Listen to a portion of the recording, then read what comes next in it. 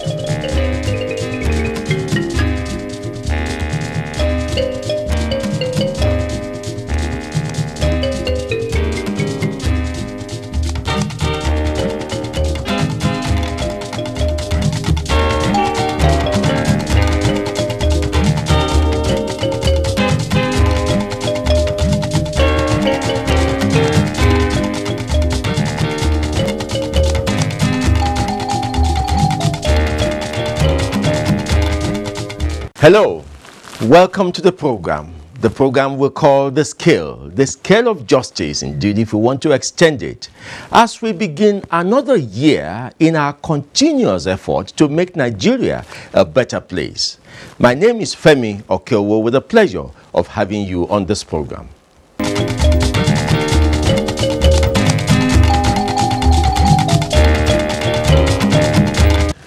2017 will go down as one of the years when the justice sector, the third arm of government, took additional steps to show its practical ways of fighting corruption. Of course, everyone agrees that the judiciary in Nigeria is one arm of government that has embedded within its system some ways of fighting misconduct and corruption. But then, in the light of the campaign against corruption, additional steps are being taken and more committees are being set up to make sure that justice is dispensed and Nigerians have confidence in that third arm of government. We have decided to go out to talk to those people who were neck deep in the processes all through the year to do an assessment of the year 2017 as it concerns the third arm of government, or the judiciary specifically. And that is what we're going to be doing in the next few weeks. We're going to be sizing up the thoughts of legal practitioners who give us their thinking of what the year 2017 looked like for the judiciary and the legal practitioners generally. And then we also will take a peep into 2018 as to what they expect. So join us in this first edition of that our assessment of 2017, and then we'll talk to many as we can, including the key characters in the justice sector of Nigeria. Enjoy the program.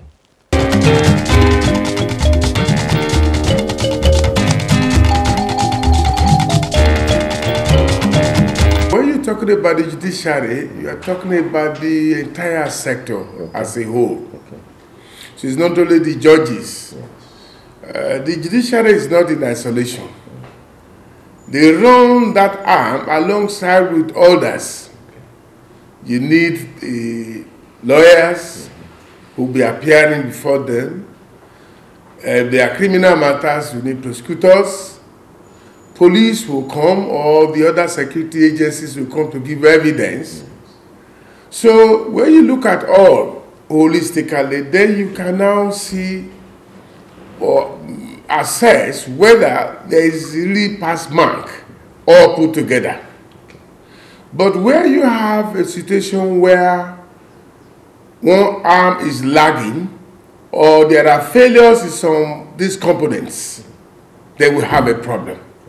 So you may not be able to now shift the entire blame on the judiciary, strictly speaking, because some of those actors and stakeholders, they have failed in their own part.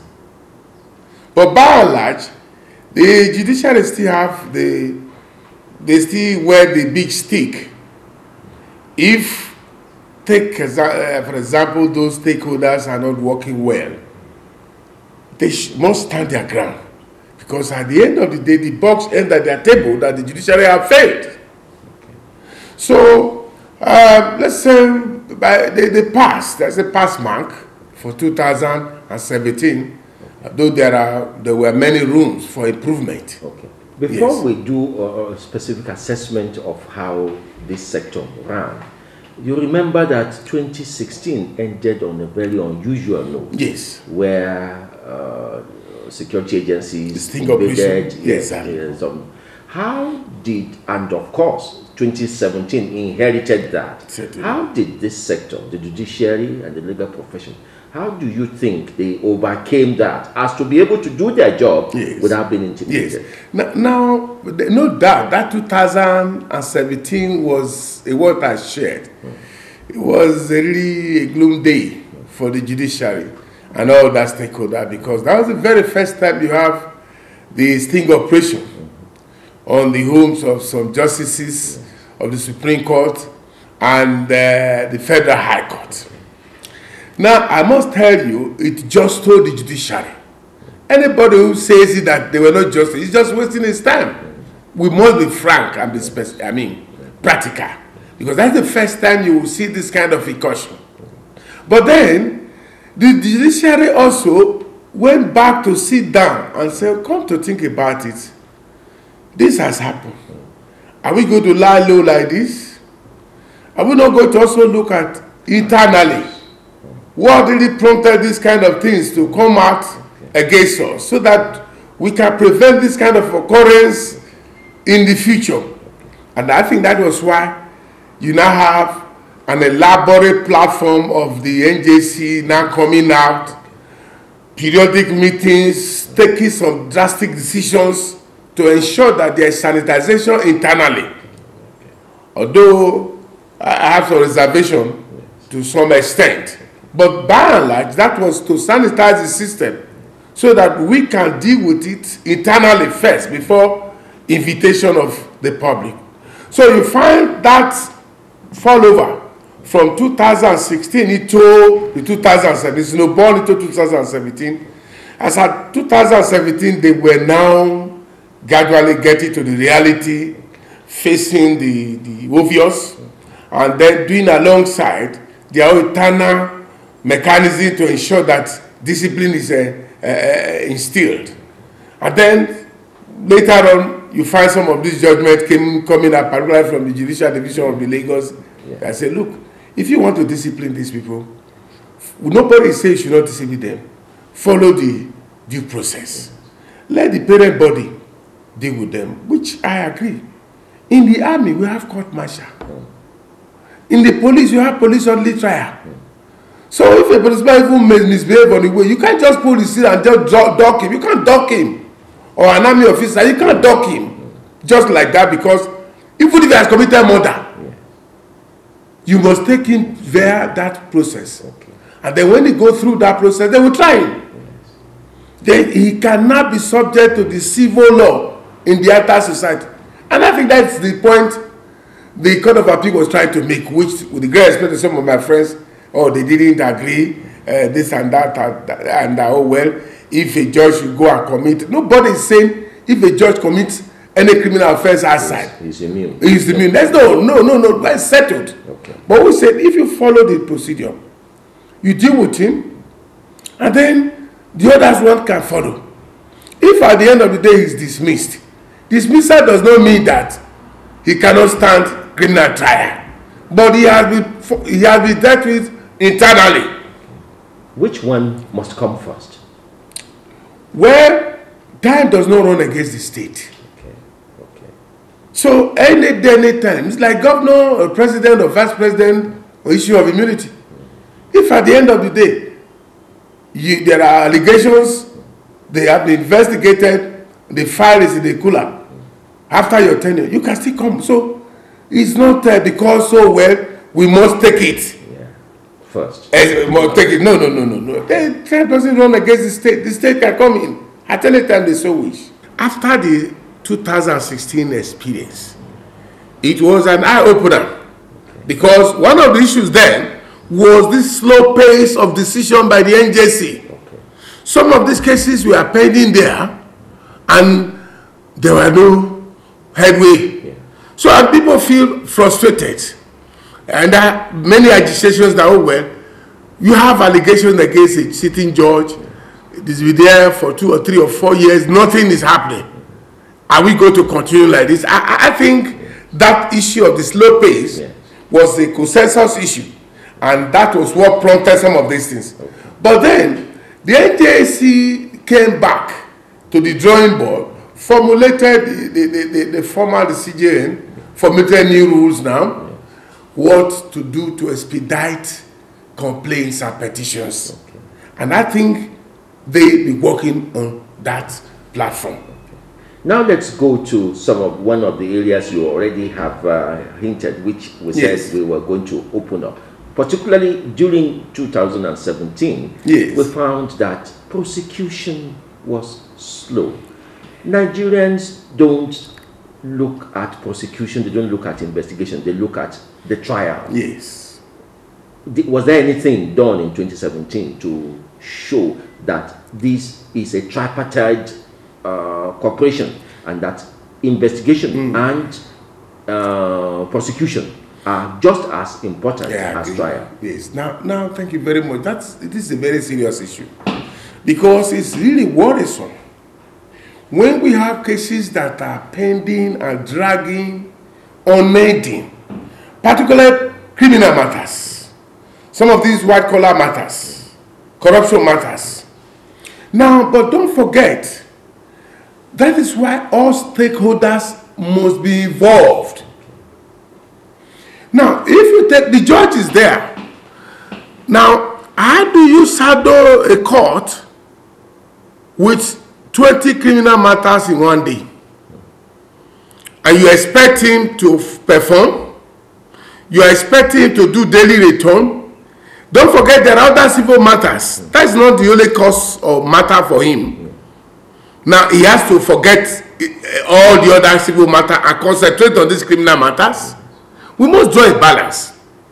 Now, here are courts where ordinarily, by the rules, they're supposed to be hearing the cases day by day. That means they have to forget about other cases. There are other cases that are being there. They are of equal importance.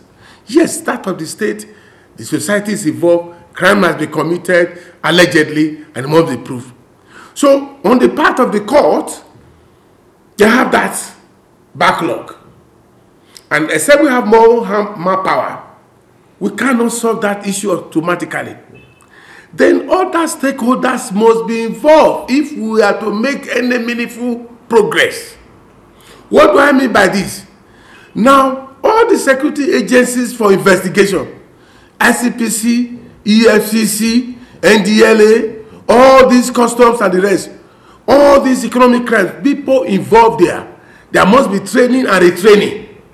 And the government also should put a machinery in place whereby some of these people, instead of transferring them up and down, most of the time you have somebody, an IPO in a matter in Abuja, he has been transferred to Maiduguri, and before he can come from there for the next adjourned date, he needs about 2 days. Nobody is going to pay his ticket fees to enter an aircraft to come back here. So we have this problem. Now we have witnesses.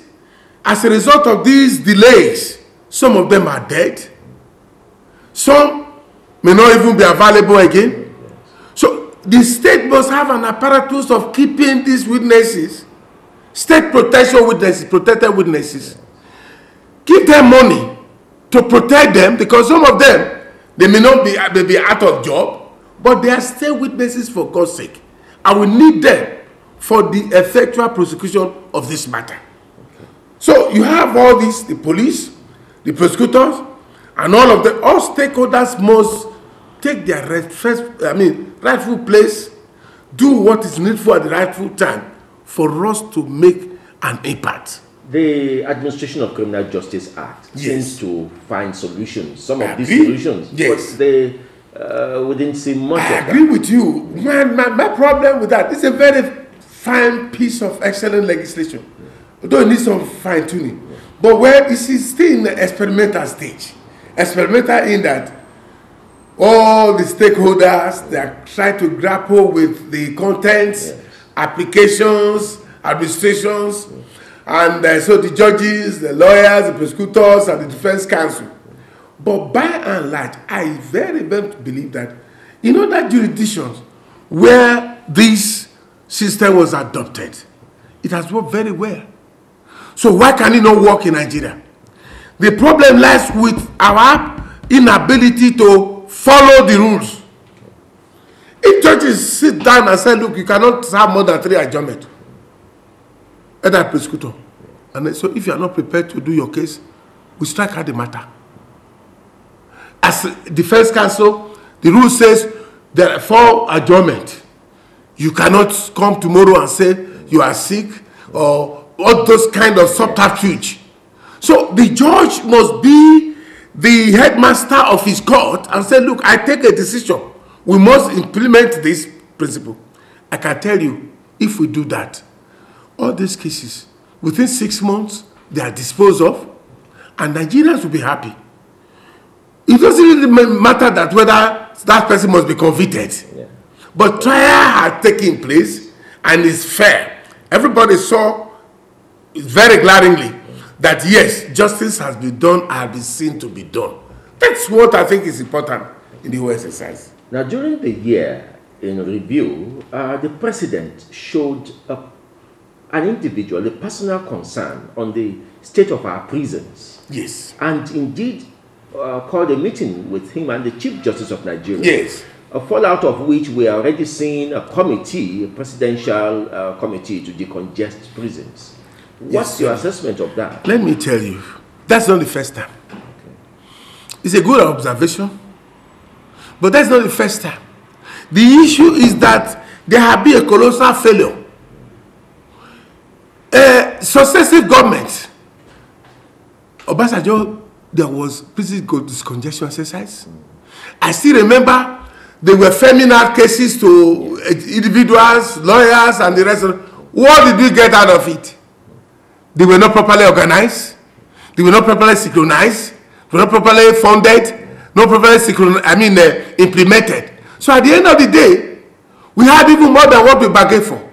So each successive government have this plan of, we'll be crying, it's just lip service. We're talking about prison. We need people who can take the bull by the horn. And mind you, when you have a committee, let it be a committee that is properly funded to carry out this function, not paper tiger. You say, well, there's a committee. They don't have the wherewithal. How many inmates do we have awaiting trial? They are there. Are we talking about, what about the vehicles to convey this inmate? Are they in the good conditions now? Are the prosecutors around? What about the case file? What are the IPO? Now, and then, if we cannot use Ministry of Justice, are there funds available to private prosecutors or others who will be interested now to prosecute this matter so that these people will not be waiting endlessly? So the stakeholder must be properly involved and government must be seen to be addressing the system, not just rubbing the surface. The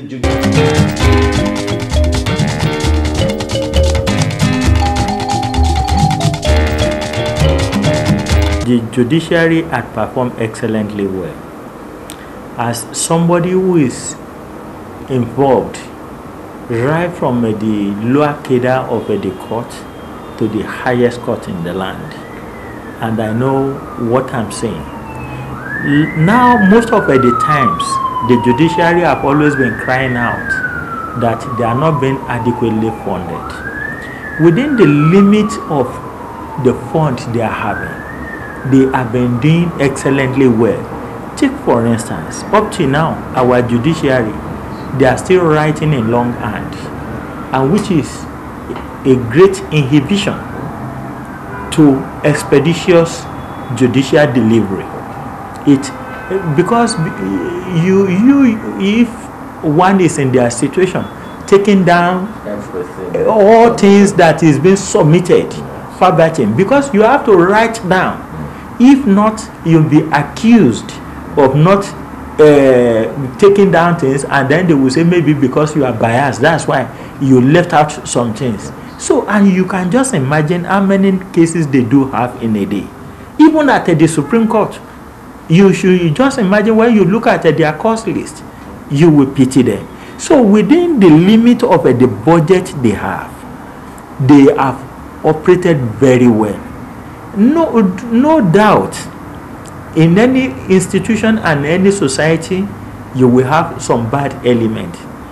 It is not to say that there are no layabouts in the judiciary. There are some lazy judges, whether in the High Court, Court of Appeal, but then it is those ones that people do see, rather than the hard-working ones who even don't sleep in the night, trying to meet the timeline for the delivery of judgment.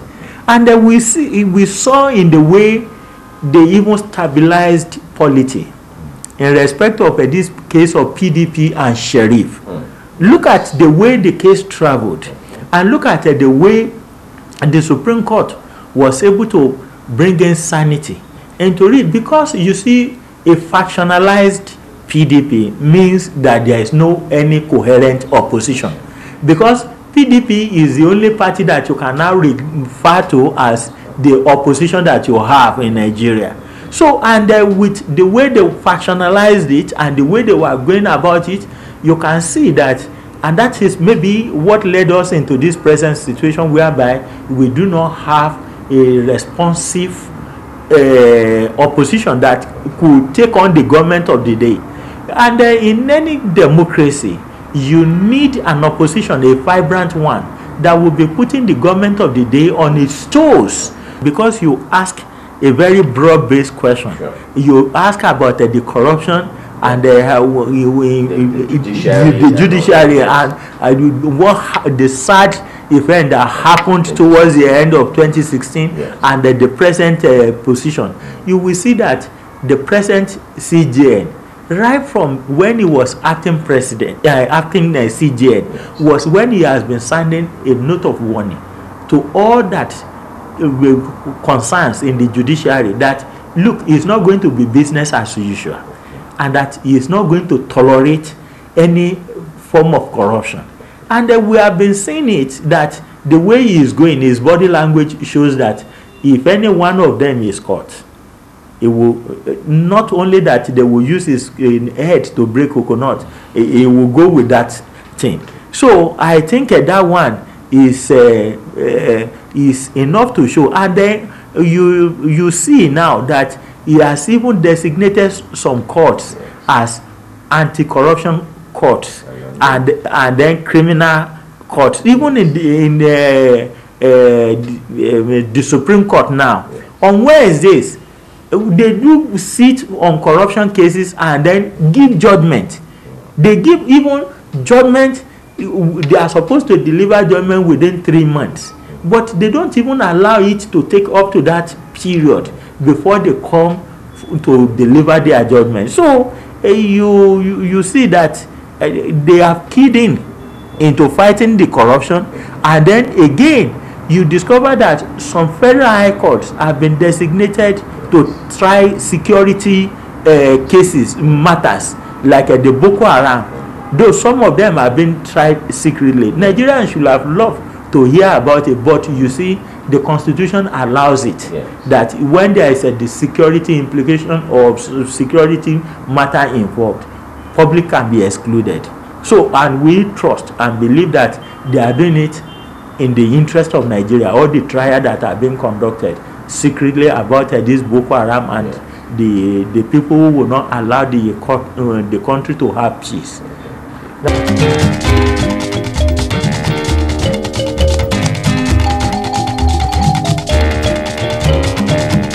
Yes, that's the thinking around the people who have been in and out of courts, the people who really feel the pulse of the society as it concerns justice delivery in Nigeria. There are more people to come in the days to come. See you then.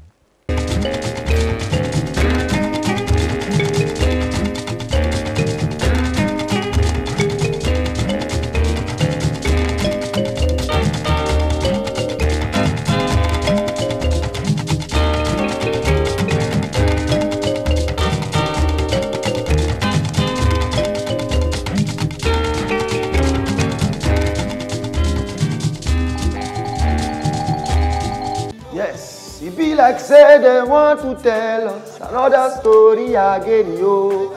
Now so, you know, say people they say I be superstar, but for me, the real superstars are those people where they go vote for the candidate of their choice without violence. So for these upcoming elections, be my superstar. Vote, no fights, no violence, because the election will be won. We work together so the future will be brighter.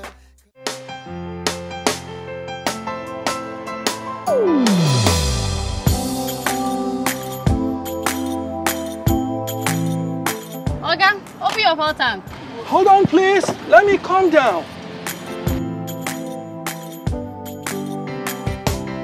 Good evening, sir. Good evening.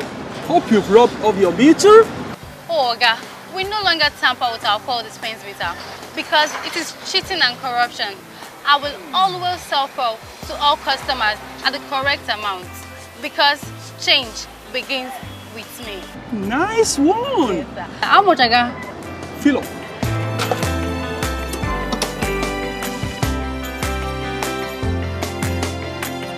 This message is brought to you by the National Orientation Agency in conjunction with the Federal Ministry of Information and Culture. They swore an oath to serve our fatherland and defend the people.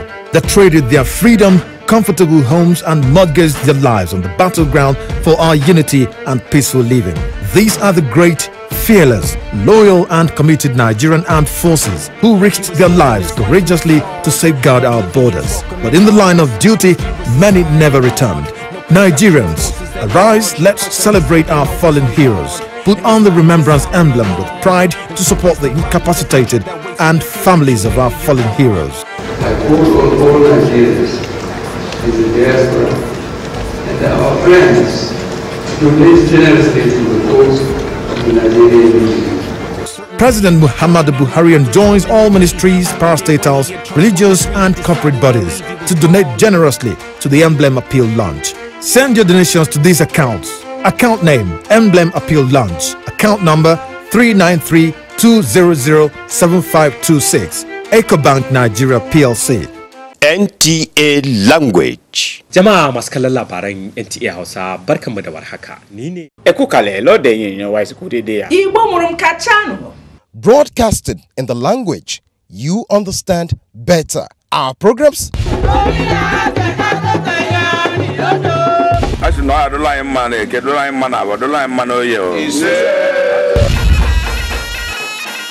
transmitting on the Star Times platform 24 hours. Àwọn onímọ̀ nípa ètò ẹ̀kọ́ lórílẹ̀-èdè Nàìjíríà.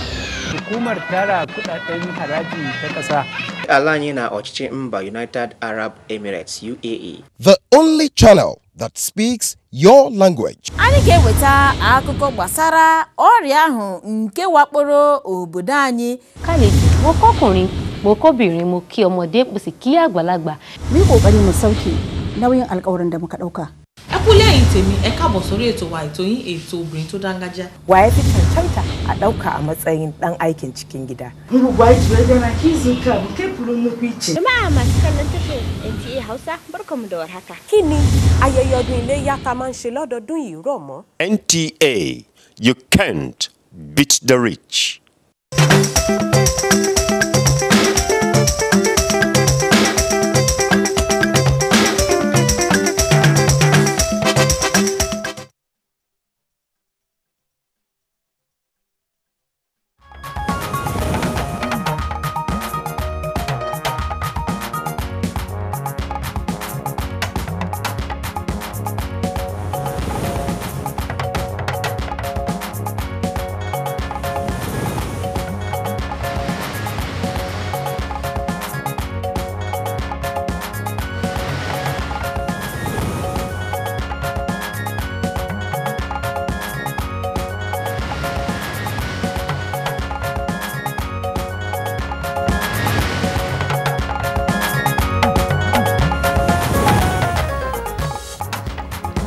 INEC releases timetable for political activities ahead of 2019 general elections.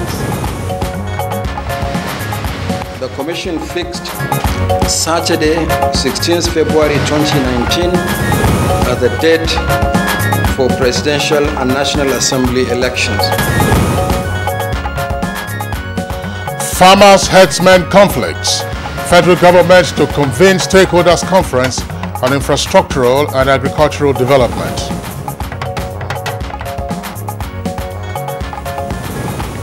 Nigeria police make another breakthrough, parades 19 suspected kidnappers. On Good Morning Nigeria today, we focus on Nigeria's mission to evacuate Nigerian migrants in Libya.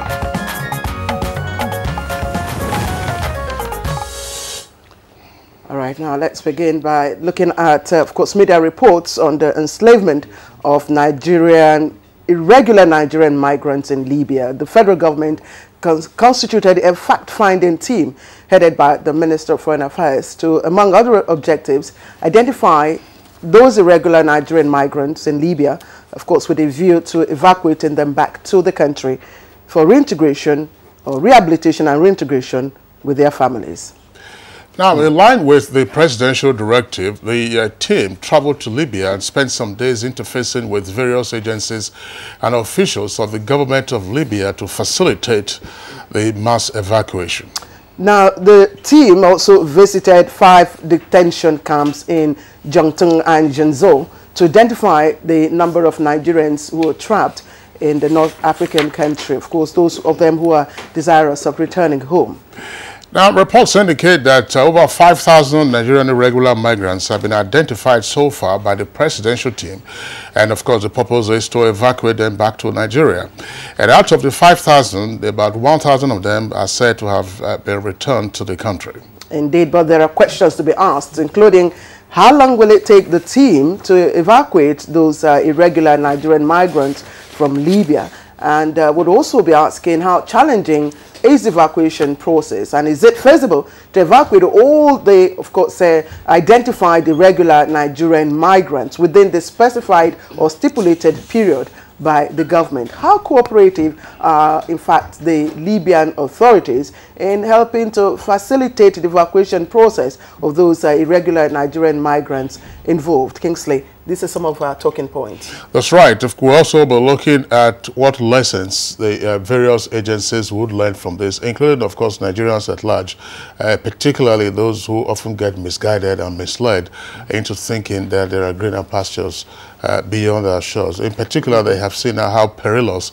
the land journey is to Europe and, of course, across the Mediterranean, where several persons have also been reported to have been drowned. Indeed, Kingsley, if you look at the figures that have come out so far between the male and the female, irregular Nigerian migrants, almost balancing, each other out. And there are quite a number of Nigerians. You will begin to imagine what exactly is pushing Nigerians out of the country. Thousands and thousands of able-bodied young men and women. All right, so those are some of the issues we'll be taking a look at in our discussion segment on Good Morning Nigeria today. We have guests with us here in the Abuja studios. My name is Kingsley Osadolo, and I welcome you to today's edition of the program. And I'm Claire Adelabu Abdul Razak, always thanking you, of course, for joining us on this program and making it your breakfast show every day. To all of you, we're very, very grateful for that. And in the course of our program, as always, we have the other segments that make up this program. First, we'll be also looking at the business. We'll be looking at newspaper review, arts and entertainment, and of course, sports and development from our foreign scene. As always, we'll take the news first here, and Joseph Johnson is our news guy this morning. Joseph, get on with it.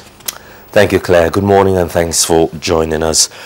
To find lasting solutions to frequent conflicts between farmers and cattle rearers, the presidency is coming up with a conference of stakeholders on infrastructural and agricultural development to put in place a plan and for immediate relief and long-term solution to the clashes. The conference will tap into the The conference will tap into experiences and best practices to draw up a planned development 20 to 30 years ahead based on population and development projections, and will take into consideration environmental impact.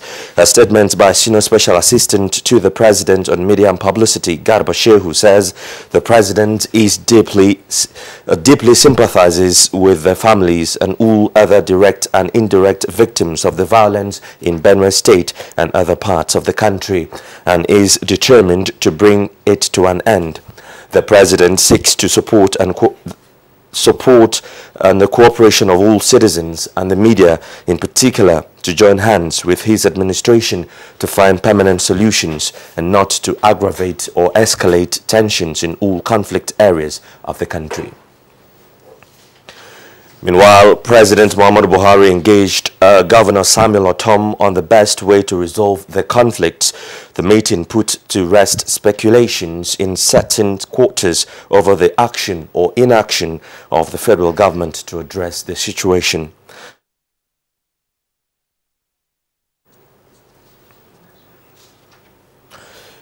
The Federal Ministry of Agriculture is to partner with the Nigerian Army towards addressing conflict between farmers and herdsmen in the country.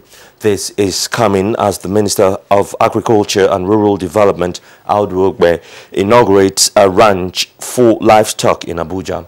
It is to serve as a replica of Herders' Colony introduced by the federal government.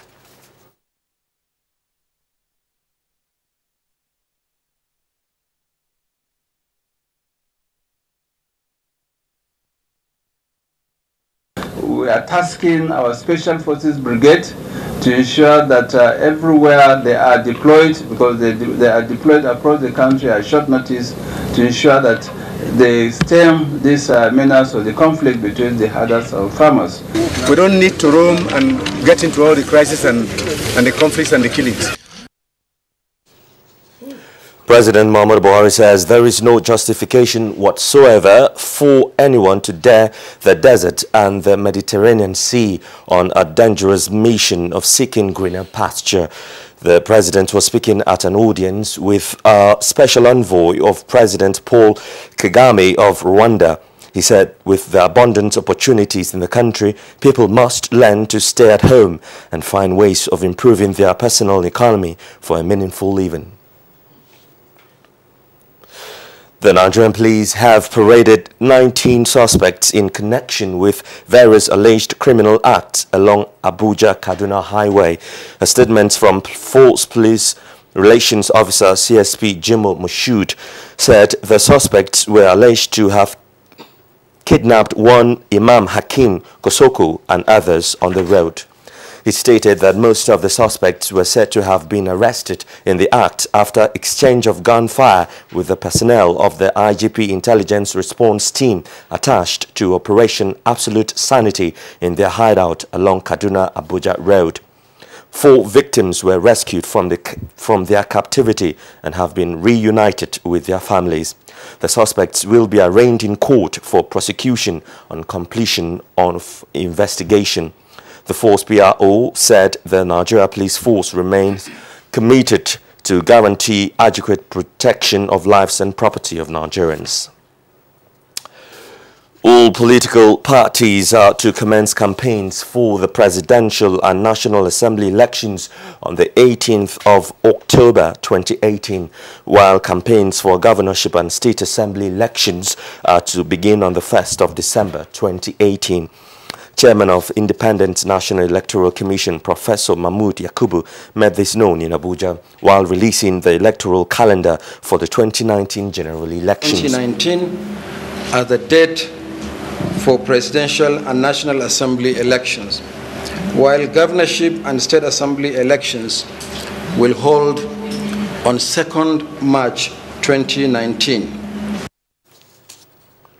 And finally, the Joint Admissions and Matriculation Board, JAM, is determined to get it right in the conduct of the Unified Tertiary Matriculation Examination, UTME.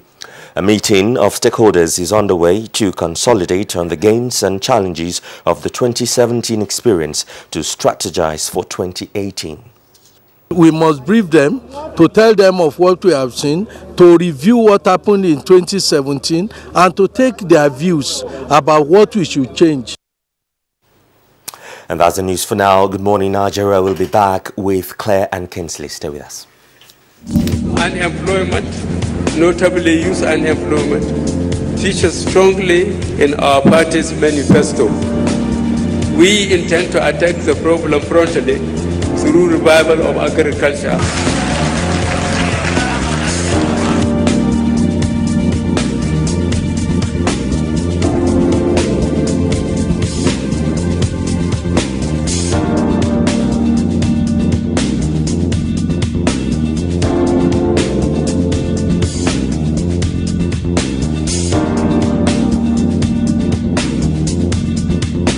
The 30K is going a long way. Actually, I bought an acre of land for 60K like 2012, and presently I have a cassava farm and a yam farm.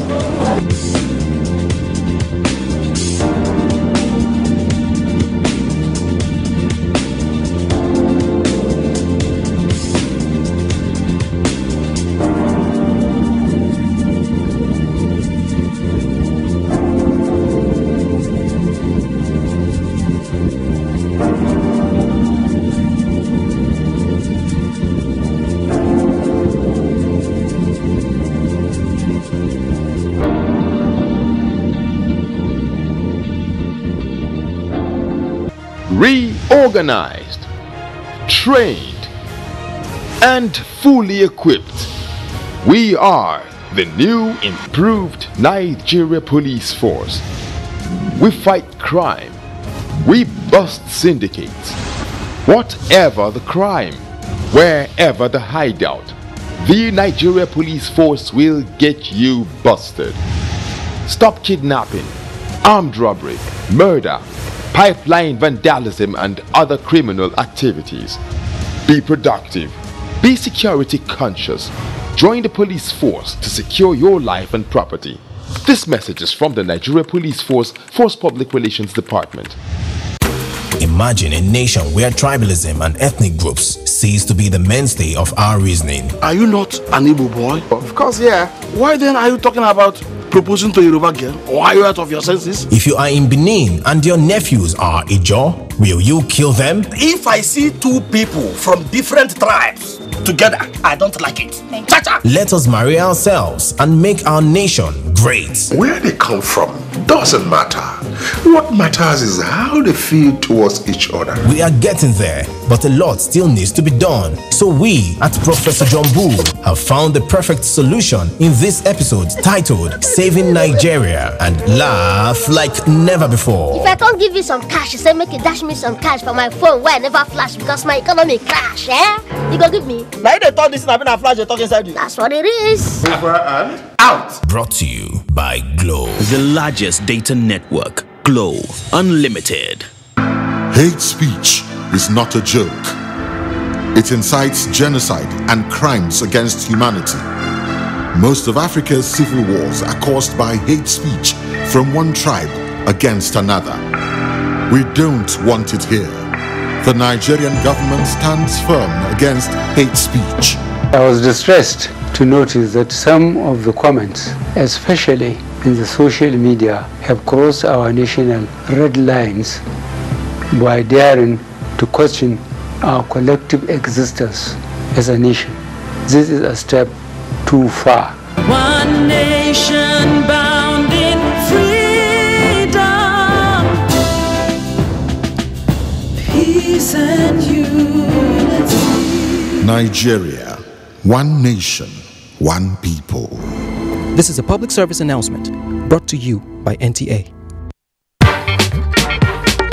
The Federal Ministry of Industry, Trade and Investment, in collaboration with the Federal Ministry of Information and Culture, the Made in Nigeria campaign. In the midst of unprecedented multiple challenges, our great country Nigeria, as Africa's largest economy, is surely marching on to a new era of all-round prosperity, especially through re-engineered and diversified economy, powerfully driven by the change agenda of President Muhammadu Buhari, GCFR. We will patronize local entrepreneurs. We will promote the manufacturing powerhouses. Our objective is to make Nigeria a new manufacturing hub. It is not time to complain. It is time to join the campaign. It is time for economic recovery, growth and diversification of our economy. Buy Made in Nigeria.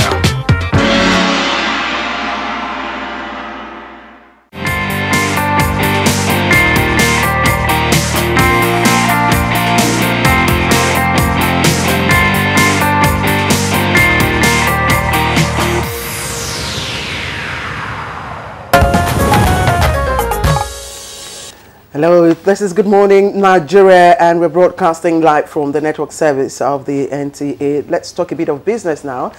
We understand following 100 billion naira revenue shortfall, the federal government orders contractors to show tax identification numbers, that's TIN, before payment. Let's join Joy Uzo for more on business news. Welcome to Business News. The federal government has ordered vendors of ministries, departments and agencies, MDAs, to display their tax identification numbers, TINs, on their invoices before payments are effected by the MDAs. The federal government's directive is contained in a memo titled Compliance with Tax Payments by Federal Government Vendors. The order is part of resolute efforts by the government to block revenue leakages by the vendors of MDAs. About 100 billion naira has been discovered as tax revenue shortfall by contractors between 2012 and 2017.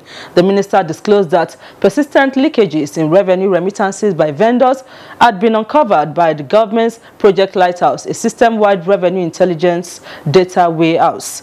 The leakages, according to her, were due to lack of TIN, particularly on value-added tax, VAT, withholding tax and other related inflows into the government coffers. She added that the directive to the government vendors is in compliance with the provisions of both the Federal Inland Revenue Service and Procurement Acts of 2007.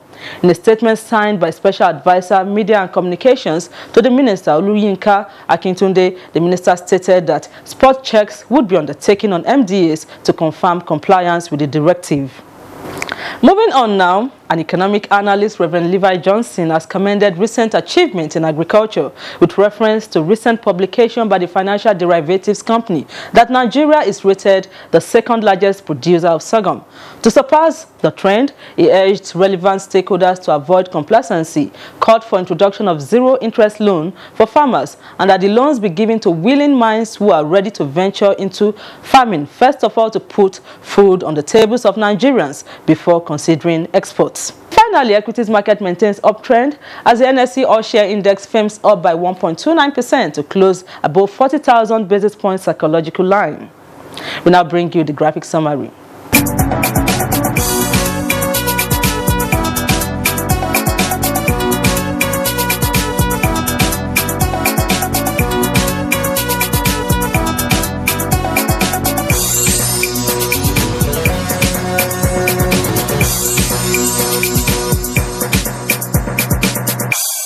That's business news. I am Joy Uzo.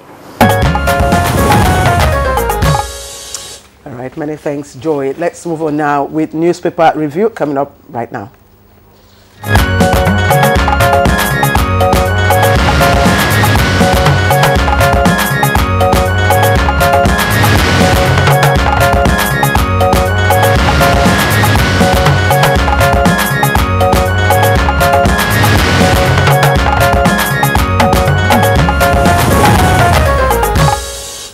Right, our newspaper reviewer, Bayo Atoyebe, is right here with us in the studios for this edition of newspaper review. Bayo, morning and welcome. Thank you, Kingsley. Good morning. Good morning, Claire, and good morning, Nigeria. All right, let's start off with, okay, I'll start off with the Punch newspaper, and it leads with the story, Benue Nasarawa governments disagree on killer herdsman's location. And two riders there, of course you said, the second one that says, NLC, TUC demand the arrest of serial killers. And this picture story again of arrests and parading of some kidnappers, suspected kidnappers by the Nigeria police. And there you see, of course, the force public relations officer there. And also the story on the Belway killings takes a front page report on the Daily Independent. It says Benue killings, Otom reveals whereabouts of attackers. It comes with 2 riders. Rejects federal government's proposed cattle colonies. Herdsmen kill police inspector and sergeant. And Buhari orders IGP to move to Benue. Herdsmen, farmers crisis, not Buhari's making. That's coming from the presidency. And death toll rises to 25 in Nasarawa herdsmen attack. Details of that on page A4. Let's take it from Casey. All right, so it's still on the herdsmen farmers clashes, especially in Benue. That's the lead story for this day newspaper. Just below the nameplate of this day, it says, Presidency absolves Buhari of herdsmen killings and blames crisis on demographic changes. With a number of riders, the federal government plans stakeholder conference as Otom rejects cattle colonies. And 2 policemen killed in Benue ambush, and IG relocates to Makurdi. And military arrests state-sponsored armed gang. Benue denies sponsoring militia. That's for this day newspaper. Now, it's also the lead story that's on the front page of Blueprint. Blueprint says, Army arrests 9 militia men linked to Benue government. But 4 riders to that headline. It's not true. According to Otom, who is governor of Benue, and suspected herdsmen killed 2 cops in Logo, that's also in Benue, and Buhari relocates IG relocates to Benue. Speak up, Southern senators tell elder statesmen. That's the story there. And then at the foot of the front page of the New Telegraph, you have the story there as the second lead, just below the photograph before we come to the ones on the election. That's at the foot of the front page of New Telegraph. APC governors clash over herdsmen killings. Otom, that's the first rider, Nasarawa harboring killers. Another rider, Amakura, who is governor of Nasarawa. Your law, cause of massacre. That's on page 6. Bio. Well, let's start with the controversy. Governor Otom was saying that those who were committing the atrocities are habited in an area he called Tungua in Awi local government area of Nasarawa State. However, Governor Tanko Al-Makura says no, it's not true. Rather, what they have in Nasarawa State is 2 IDP camps of persons who have been forcefully migrated from Benue State and are now settling in Nasarawa State. However, the Benue State Police Command spokesman said the 2 policemen that were killed in Logo local government area of the state. But be that as it may, the governor of Benue State has met with the president, and he has asserted that the president has reacted positively to his request. Apart from the Inspector General of Police, who had already relocated to Makurdi today, in fact, they are scheduled to have a meeting with all that have a stake in the crisis in Benue this morning. Also, officers of the DSS and the army have also been deployed. Meanwhile, the 3-day mourning that was declared by the Benue State government, it will be ending tomorrow. There's supposed to be a mass burial, and tomorrow will mark the end of it, which is a work-free day. Meanwhile, there are allegations that the army had arrested militants who had migrated from Benue to attack communities in Taraba, and that is what Governor Otom was denying. Meanwhile, across in Rivers State, Governor Nyesom Wike has also commended the federal government for decisive action that has been taken on the marauding cultists and kidnappers, particularly those who were involved in the New Year Passover killings. He commended the president for not acceding to the politicization of federally directed security agencies, according to Governor Nyesom Wike. He said in the state broadcast, he has given a list of 32 persons he described as cultists, armed robbers and kidnappers who are wanted. He has placed a ransom of 20 million on each of them. He said they refuse to renege on continuing their criminality, armed robbery and cultism, and they refuse to accept the amnesty condition that were given. That story, it's on the front page of Daily Independent, just below the picture story. That's where you see that the story coming out from Rivers State, and it's like Wike declares 32 alleged cultists wanted. And there's also a story just by just a little below the nameplate police arrest herdsmen with AK-47 pump-action rifles in Ogun State. But let's take a look at another major news that broke late yesterday, and that's the political story now. INEC releasing timetable for 2019 general elections. You can find that just a little below the bottom plate of Daily Independent, and there is a rider to that. Insist on January 13th date for Anambra Central Senatorial rerun. Kingsley. That's right. That's the story on politics. It's also there on the front pages of the three papers I have. Just directly below the name flag of this day newspaper, the headline is that INEC releases full election timetable, and parties have till December 3rd to produce presidential candidates. That story is in greater detail on page 12. That headline, of course, it's, as I was saying, is directly below the nameplate of this day newspaper. Now, the story is also there on the front page of Blueprint. Blueprint is there, but rather, let me just return to this day again. That's because the story is related to it. Just right at the foot of the front page of this day, it says 2019 Northern PDP leaders begin search for presidential candidate. That's on page 13 in greater detail. And back to Blueprint newspaper, the story is also there below the nameplate of Blueprint. Says 2019 PDP North begins search for presidential candidate, and then just there you have several other headlines. 2019 INEC okays February 16 for general election. That's the commencement of the general election. That story is on page 14. Now, for New Telegraph is the lead story. New Telegraph headline says, campaign starts on August 17th. And says with 4 riders, INEC releases 2019 general elections timetable, and PDP begins profiling of presidential aspirants. Kwankwanso mobilizes supporters. Uzodima, we must save democracy.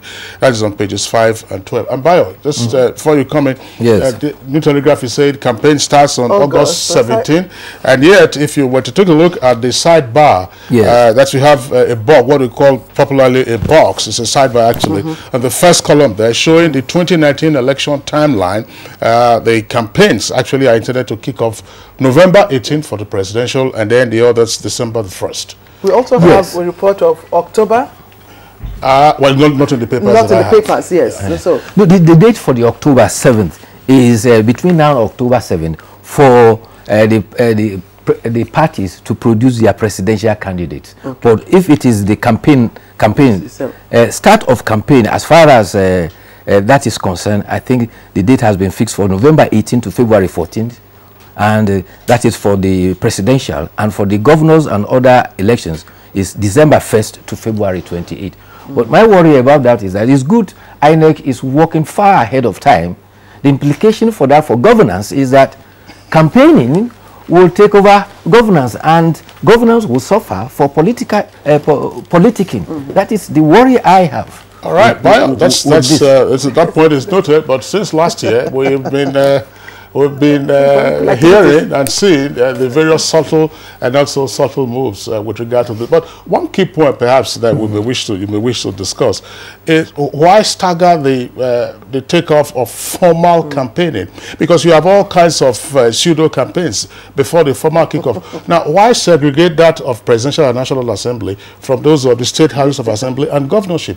Because I mean, who's going to bear the cost? A presidential candidate normally would campaign around the country. Around the country. Yes, the constituency. Yes, rather, because the entire country is his constituency. And in the course of such campaigns, you also have governorship candidates who are presented, as part of it. Now, is the presidential candidate and other party bigwigs going to return again, to the state after they have done their presidential campaign to come and join in presenting the candidates for the governorship and state house of assembly? It's costly. The campaigns should not be mutually exclusive. Absolutely. So it's worrying. But again, by the time we work at this is the first attempt by Professor Mahmoud Yakubu. We will learn from the mistakes that will come from it and then grow from there. But talking about the deadlines, not like card reader mistakes.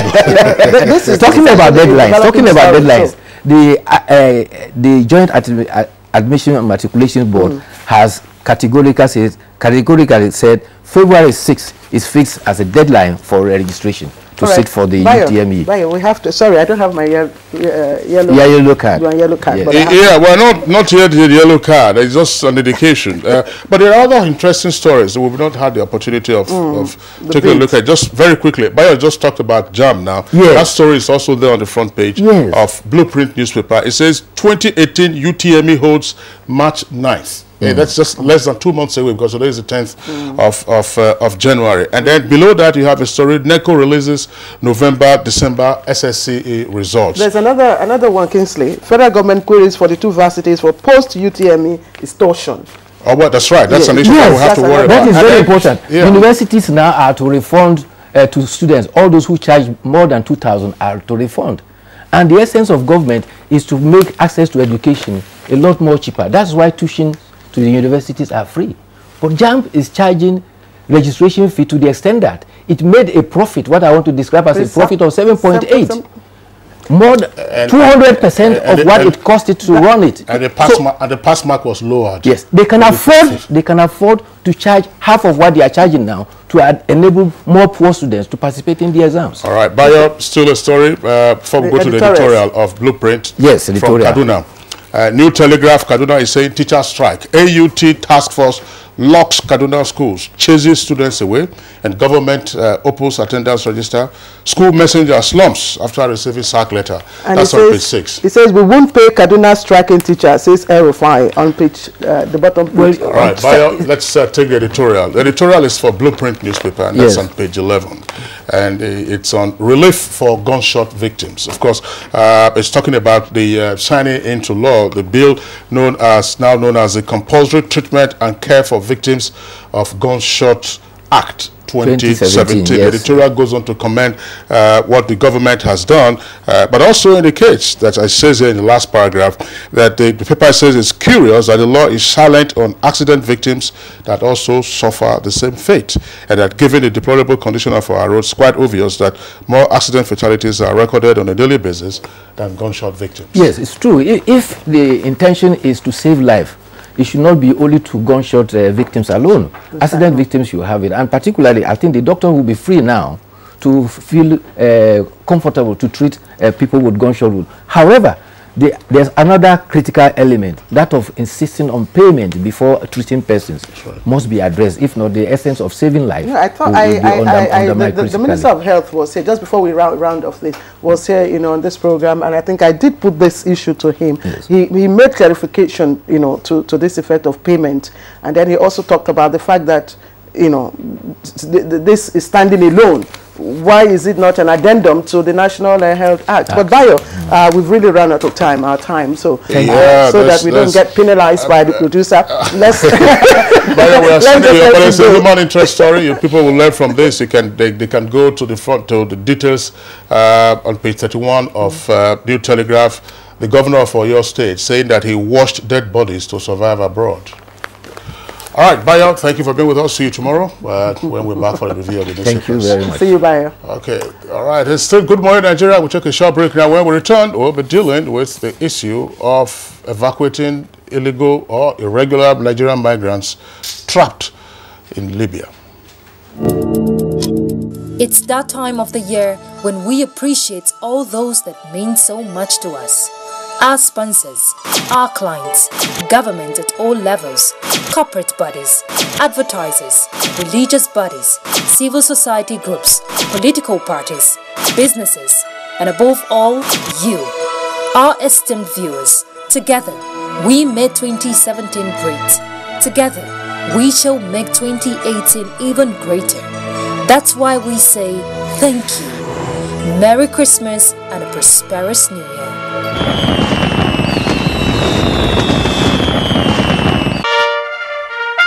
The time has come for Nigeria to take her rightful place in world sports with the first national grassroots sports festival to discover and prepare sport talent and develop future world champions for Nigeria. The festival date is 3rd to 10th March 2018. Venue is the National Stadium, Abuja, packages A and B. This is the opportunity for you to promote your brand through the festival. For broadcast sponsorship, which include live broadcasts, highlight shows, and TV fans show, contact the Chairman, Chief Coordinator, Angelo Peter I. Elosia, or Nick Oyinshi.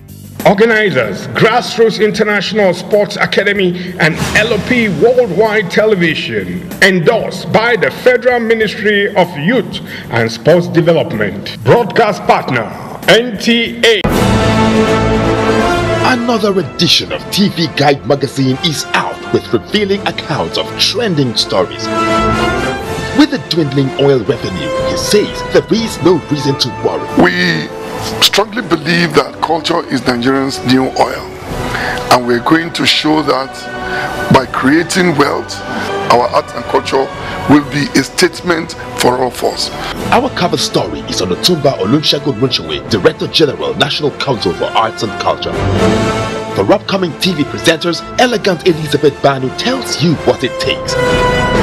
A peep into the activities of the Presidential Committee on the Northeast Initiative, a mandate being fulfilled.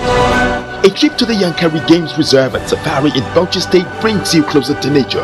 And the Oshun Oshogo Festival, our culture, our pride. Professor Adiku, the Vice Chancellor, University of Abuja, tells us what it means to manage a university, plus our regular features, star profile, media issues, relationships, young minds, entertainment, sports, and lots more.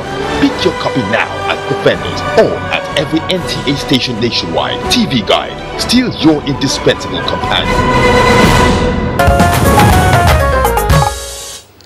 Now, welcome back to the program. If you've just tuned in, you're watching Good Morning Nigeria, and right on time as we commence our discussion. I'm sure you've heard it. It's all over the news. It's all over the social media. It's all over your television set. That's the Nigerian delegation mission to Libya.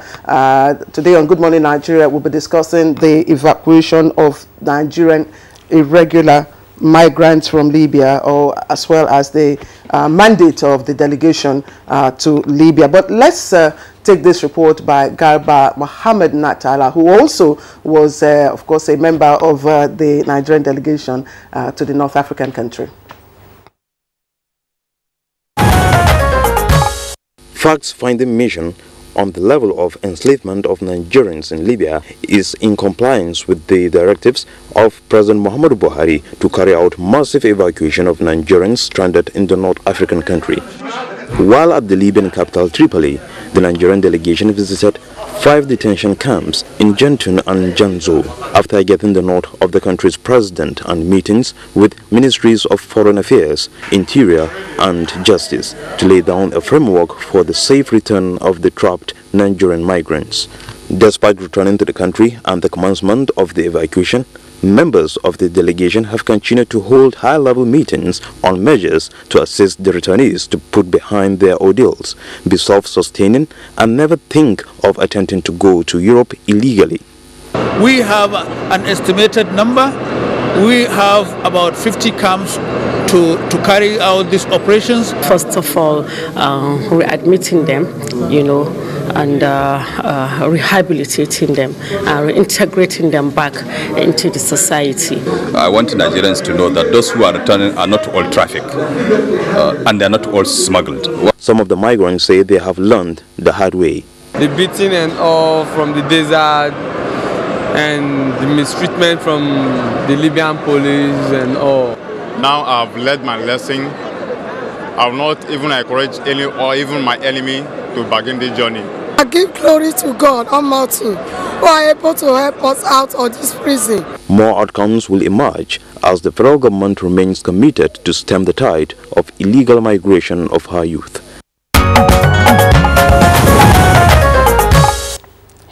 All right, Natala, thank you very much there for that background report. We have with us here in the studios guests to elaborate further on the outcome of the mission to Libya. First, at this time, we'd like to welcome the Honorable Minister of Foreign Affairs, Mr. Geoffrey Onyama. Honorable Minister, pleasure to have you join us on Good Morning Nigeria. Thank you very much for that. Okay.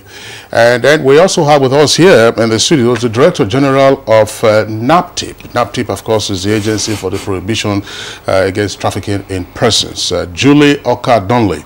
Mrs. Oka-Donley, a pleasure to have you with us on the program this morning. Thank you very much. Okay, but let's begin the conversation with the Minister of Foreign Affairs. Tell us, if you like, what your experience was like on this apparently traumatic visit to Libya to see Nigerians who've been enslaved. Thousands of them, we understand. It was really, I would say, bittersweet in a way, because bitter to see such young children in such terrible condition, you know, and also, of course, the narrative of what was happening to them, you know, the physical abuse, the sexual exploitation, and so on and so on. The sweet part was, as I told them, I probably have never felt so proud to be a Nigerian, because you saw these children in such difficult conditions who had really gone through the worst kinds of trauma you can imagine. And yet, when we arrived at the biggest center, there were about 350 of them. They were all seated outside. They all rose in unison as we arrived and stood and sang the national anthem with such passion and such pride, you know. It brought tears to our eyes. And, you know, and also the national pledge. And then the way they comported themselves, the dignity, the respect, you know, in such difficult circumstances. So that was really very moving, but also a source of pride in that sense. Then, of course, the negotiations with the government was tricky. You know, we had to be very deft in our negotiations, because, of course, they were still you know, in a vulnerable position, and we were mindful of that. So it required a lot of, you know, diplomacy, and but at the same time firmness. We had to make it clear to them that we cannot accept our citizens being treated in any ways that were short of what was required under international conventions. All right, let's also get your experience. We know that he talked about, you know, the children who were involved in this whole racketeering, and women and all that. What experience, what was your own experience? The Honorable Minister said it all, but what, as a woman, I noticed that there were some pregnant women there, and there were some women who just had babies while in detention. Something else again that struck us was the fact that the women were being guarded by male guards as against female guards, which is against the protocol, you know, and not allowed anywhere in the world. But that was what we saw. So there was no privacy, you know, amongst them, and those were some of the things I noticed. All right, just before we get back again into the details of the experience of the Nigerian irregular migrants, Honorable Minister, we discussed the issue on this program last year, you know, as all kinds of horrific images were being posted on the social media. And one of the points that emerged had to do with perhaps the challenge of dealing with the Libyan government, because there are said to be several centers of power. How did you navigate this? Well, you know, of course, we had to deal with the government that we met. You know, we met with the President, we met with the Minister of Foreign Affairs, we met with the Minister of Justice. So, you know, obviously we were cognizant of the fact, and they made it clear that there were areas where they did not have full control. In fact, one of the camps we had to visit, the security that was put in place, you know, with snipers and everything to, you know, protect us as we went, was quite significant. But the point we made to them essentially was that those that are under your control, we expect that they should be well treated, you know. And then there's a narrative that, of course, there were interests that did not want those to be repatriated because they're economic assets. They're using them, you know, for labor, for sexual exploitation and other things. So there are people who are profiting from them.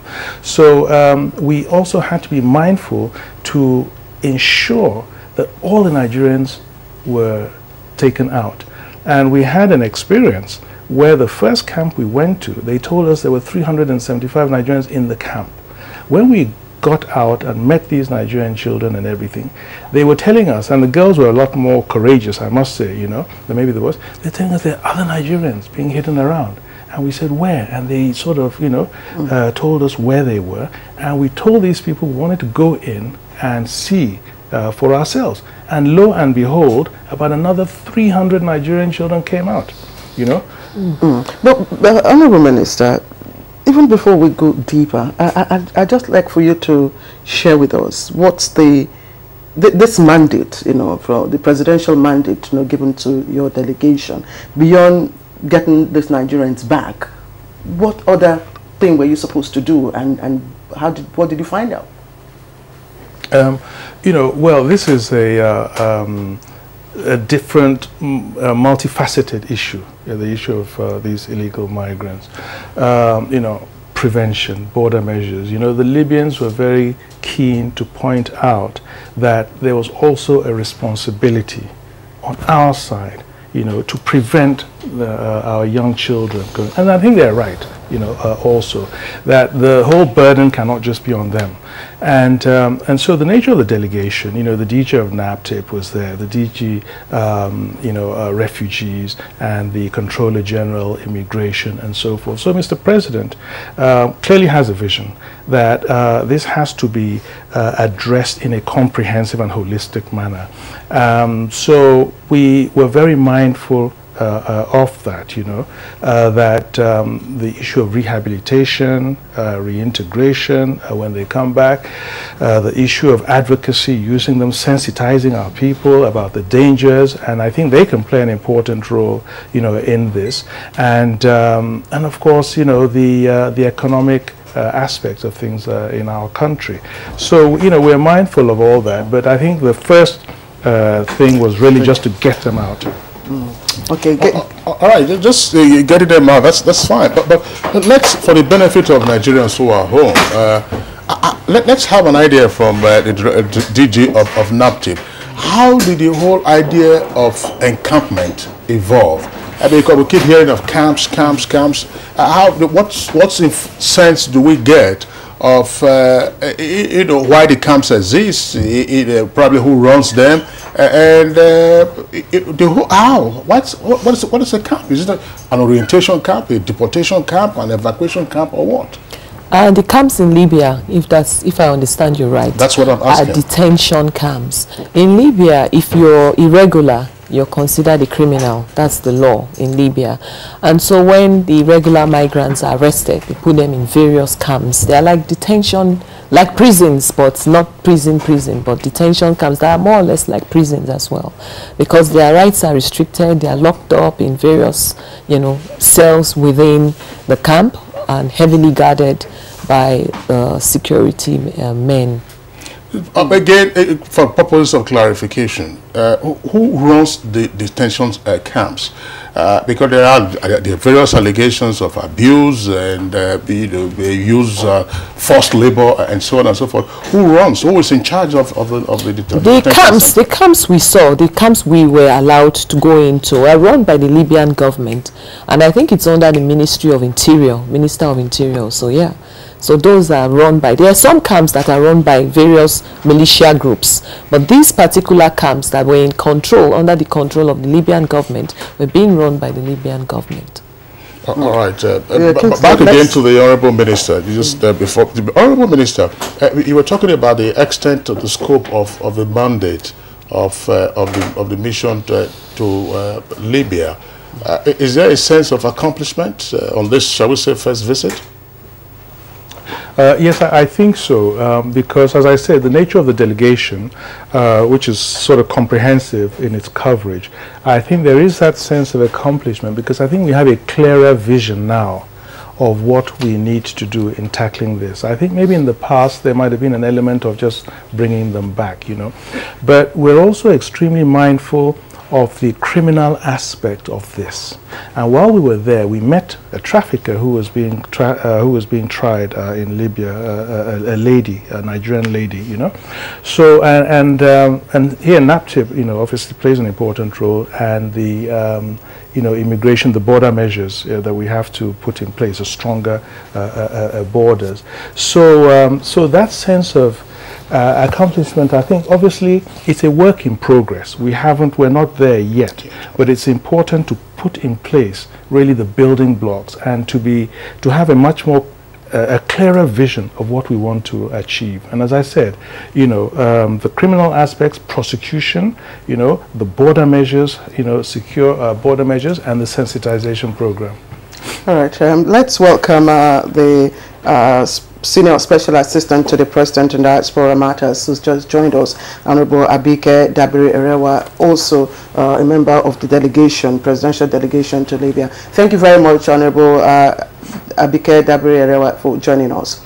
And, thank you. We'd just like for you to quickly share your own experience in Libya, considering the fact that there are also women and children, minors, involved in this whole saga.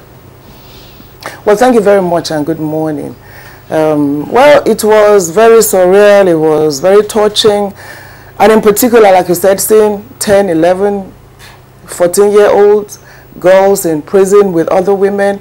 And the most important thing, as I think the minister said, is one is we're able to bring them back, but secondly is rehabilitation, recovery, and what happens thereafter.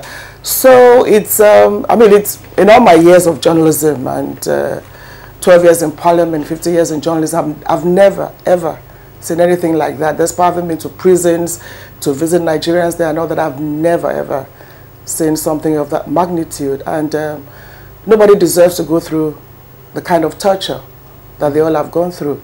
And you know, for everybody that has been in that detention center, they've gone through torture. When they come back, they shouldn't go through, I mean, there should be succor and all that, which the federal government, under the leadership of the minister and this delegation, is ensuring that all that happens. So it's, it was a very emotional moment and quite touching for every one of us on that delegation. We understand that Libya is really not the destination of most Nigerians who are in Libya, but of course Europe. Those of them involved or caught up in this whole web are there because, you know, the borders, you know, because of the total blockade to the routes to Italy and all that. What did you find out about the conditions of other Nigerians who are living in Libya? Actually, we can break them down. There are Nigerians living legally in Libya, and we met them, led by the Honorable Minister. I mean, there's a Nigerian who owns a school. We have a Nigerian school. There are Nigerians doing great businesses. They're living legally in Libya, and that made us really happy. And they also say they'll do all they can to support other Nigerians, you know, that are having problems there. But also there are some whose destination is actually Libya. Speaking to some of them, we realize that according to the demography, most from the southwest, their destination is Libya. They don't want to cross over to Italy. They want to stay in Libya, but they're staying there illegally. So what are the challenges? How can the irregular migration be made regular? Those are some of the things that should be looked about. But some others, of course, are trying to cross to Europe. And you know what the traffickers do? They show them pictures. They show them beautiful scenery. Look, this is Libya here. This is the water. Look at Italy just there. And then they show them pictures of this is what you can own. You can build a house. Look at what A has done. But it's all a facade and a mirage. It's not true. You know, and when we keep saying, well, it's poverty, we know there's poverty involved. You know, government must create an enabling environment to make jobs available and all that. But most importantly is ignorance. Everyone that has returned, whether since January or since 2 days ago, will tell you that if they had known, they would never, ever, ever have gone on that trip. And all they wanted was just to come back home. So ignorance plays a role. If they have an idea, I'm telling you, nobody will go through that kind of torture. And you know what? Dr. Jibuna, who at one time went on an adventure through the Sahara, he's done it 4 times, will share his experiences. When he met 100 of them and spoke to them and said, you know what? Maybe out of 100, 10 will survive. They were clapping and praying that maybe it will be those 10 that will survive. So there's hope. But now, out of 100, none is likely to survive. That is the reality of the situation. And even when you do, what happens to you? So I'm hoping that all those who are back will tell their stories to others and let them know that it is just not worth it. And for parents who are encouraging their children, selling their property for their children to go and bring money home, you're killing your children and destroying our future. And looking at those boys and girls, they have the future of Nigeria. Some are very brilliant, and we had conversations with them. So really, awareness plays a major role in this matter. Government must create an enabling environment. We agree with that. Government must carry out its responsibility. But each one of us, we all have a role to play. And I keep saying, let each one teach one. Let one person tell the other person that this is not right. For instance, just 3 weeks ago, my driver was trying to buy some things in Lagos, and the woman was telling him about how she wants her daughter to go to Italy. And he was telling her that, haven't you seen all these pictures and what is happening? She had no idea. And I think my driver talking to that woman, he was able to save a woman from sending her daughter to peril and danger. All right. Thank you very much, Honorable Abike Arowa. But let's bring in again the DG of NAPTIP. Do we have an idea, perhaps, of a rough census of irregular migrants, Nigerian irregular migrants who are currently trapped in Libya? Yeah, we are told there are over 5,000. And so far, almost 1,000 are back. So we're hoping to bring the rest. But we expect to see much more than that. It's just a rough estimate. Okay, and then back again to the Minister of Foreign Affairs, Mr. Onyama. Is there a sense in which, considering the figures that we have heard and what the DG NAPTIP has just said now, 5,000 Nigerians who are irregular migrants, and of course several others, probably in their thousands, we do not know about, and considering the experiences that they have been through, did we respond late? Well, when you respond, you want to be successful. There's no point. No, I wouldn't say we responded late. On the contrary, unlike a lot of countries, we actually have an embassy in Libya. Now, they had been moved at the height of the problems to Malta, but we very quickly, because of the situation that we have with Nigerian irregular migrants, moved them to Libya. So we've had a presence there, and they've been working very closely with the International Organization for Migration. So Nigerians have been, as we've seen on television, have been being repatriated, being brought back and evacuated. So we haven't acted late. What then happened was that our embassy there now informed us that the numbers had increased dramatically, and that it was probably more than the IOM could manage as far as evacuation was concerned, and that we needed a major intervention. And Mr. President gave the directives for that intervention. Back again to the DG NAPTIP. Did we respond late? Or where were we, let's say the agencies responsible for all of this, when thousands of Nigerians were literally walking into their death in the Sahara? I won't say we responded late, because IOM, as a matter of fact, has been evacuating returnees for the last 5 years. So it's been a continuous exercise. We've been having people come back in thousands almost every week in Lagos. So it's not something that just started with the directive. The only difference is that the federal government is now supporting IOM, and we are going to have more flights coming in and more people coming in. But I don't think what happened to the preventive aspect of all of this? That's part of what NAPTIP was supposed to be doing. These are persons, who have been, of course, a number of them we understand have been trafficked. And then you have an agency responsible for the prohibition of trafficking in persons. As a matter of fact, NAPTIP has been doing a lot with regards to awareness. We've engaged community leaders in almost all the communities, and it's ongoing. It's something that's been going on for years. A lot of awareness is being raised, and I believe it has really helped to reduce the number of irregular migrants traveling, to Europe and the rest of the world. We also have gone very far in trying to get the trafficking in persons as in curricula into the primary and secondary school curriculum. We're hoping that by September it will be approved by NEC, and once that is done, it will go a very long way. So NAPTIP has been working over the years, and we are still working, creating awareness. All right, let's bring in Honorable Abike Dabiri Erewa now. A former Nigerian ambassador to Libya, in one of the books he wrote on this issue, I'm talking about Ambassador M.K. Ibrahim, said as far back as the early 2000, over 1,000, and this is a figure he quoted, over 1,500 Nigerians were in Libyan prisons, and that more than 40% of those on death row in Libya were Nigerians. So again, back to the question Kingsley asked, did we start late? Well, let me start with my own experience. As far back as 2010 in Parliament, we intervened in this issue, and the House of Representatives was able to bring back 24 that Gaddafi that would have been killed by the then President Gaddafi then. And we wrote a letter to the AU, to the president himself, and they came back to Nigeria, 24 of them. And we kept saying them that, you know what, it's dangerous. But then and then the current CG of immigration, when it was the immigration officer in NAPTIP then, was also part of a delegation that brought back thousands to Nigeria. So it's been happening all the time. And I think what happened over the years was the fact that because of the lack of leadership in Libya, the crisis they're going through, it got a little bit more dangerous and tougher. So maybe Africa itself is acting late. What about our mission in Libya?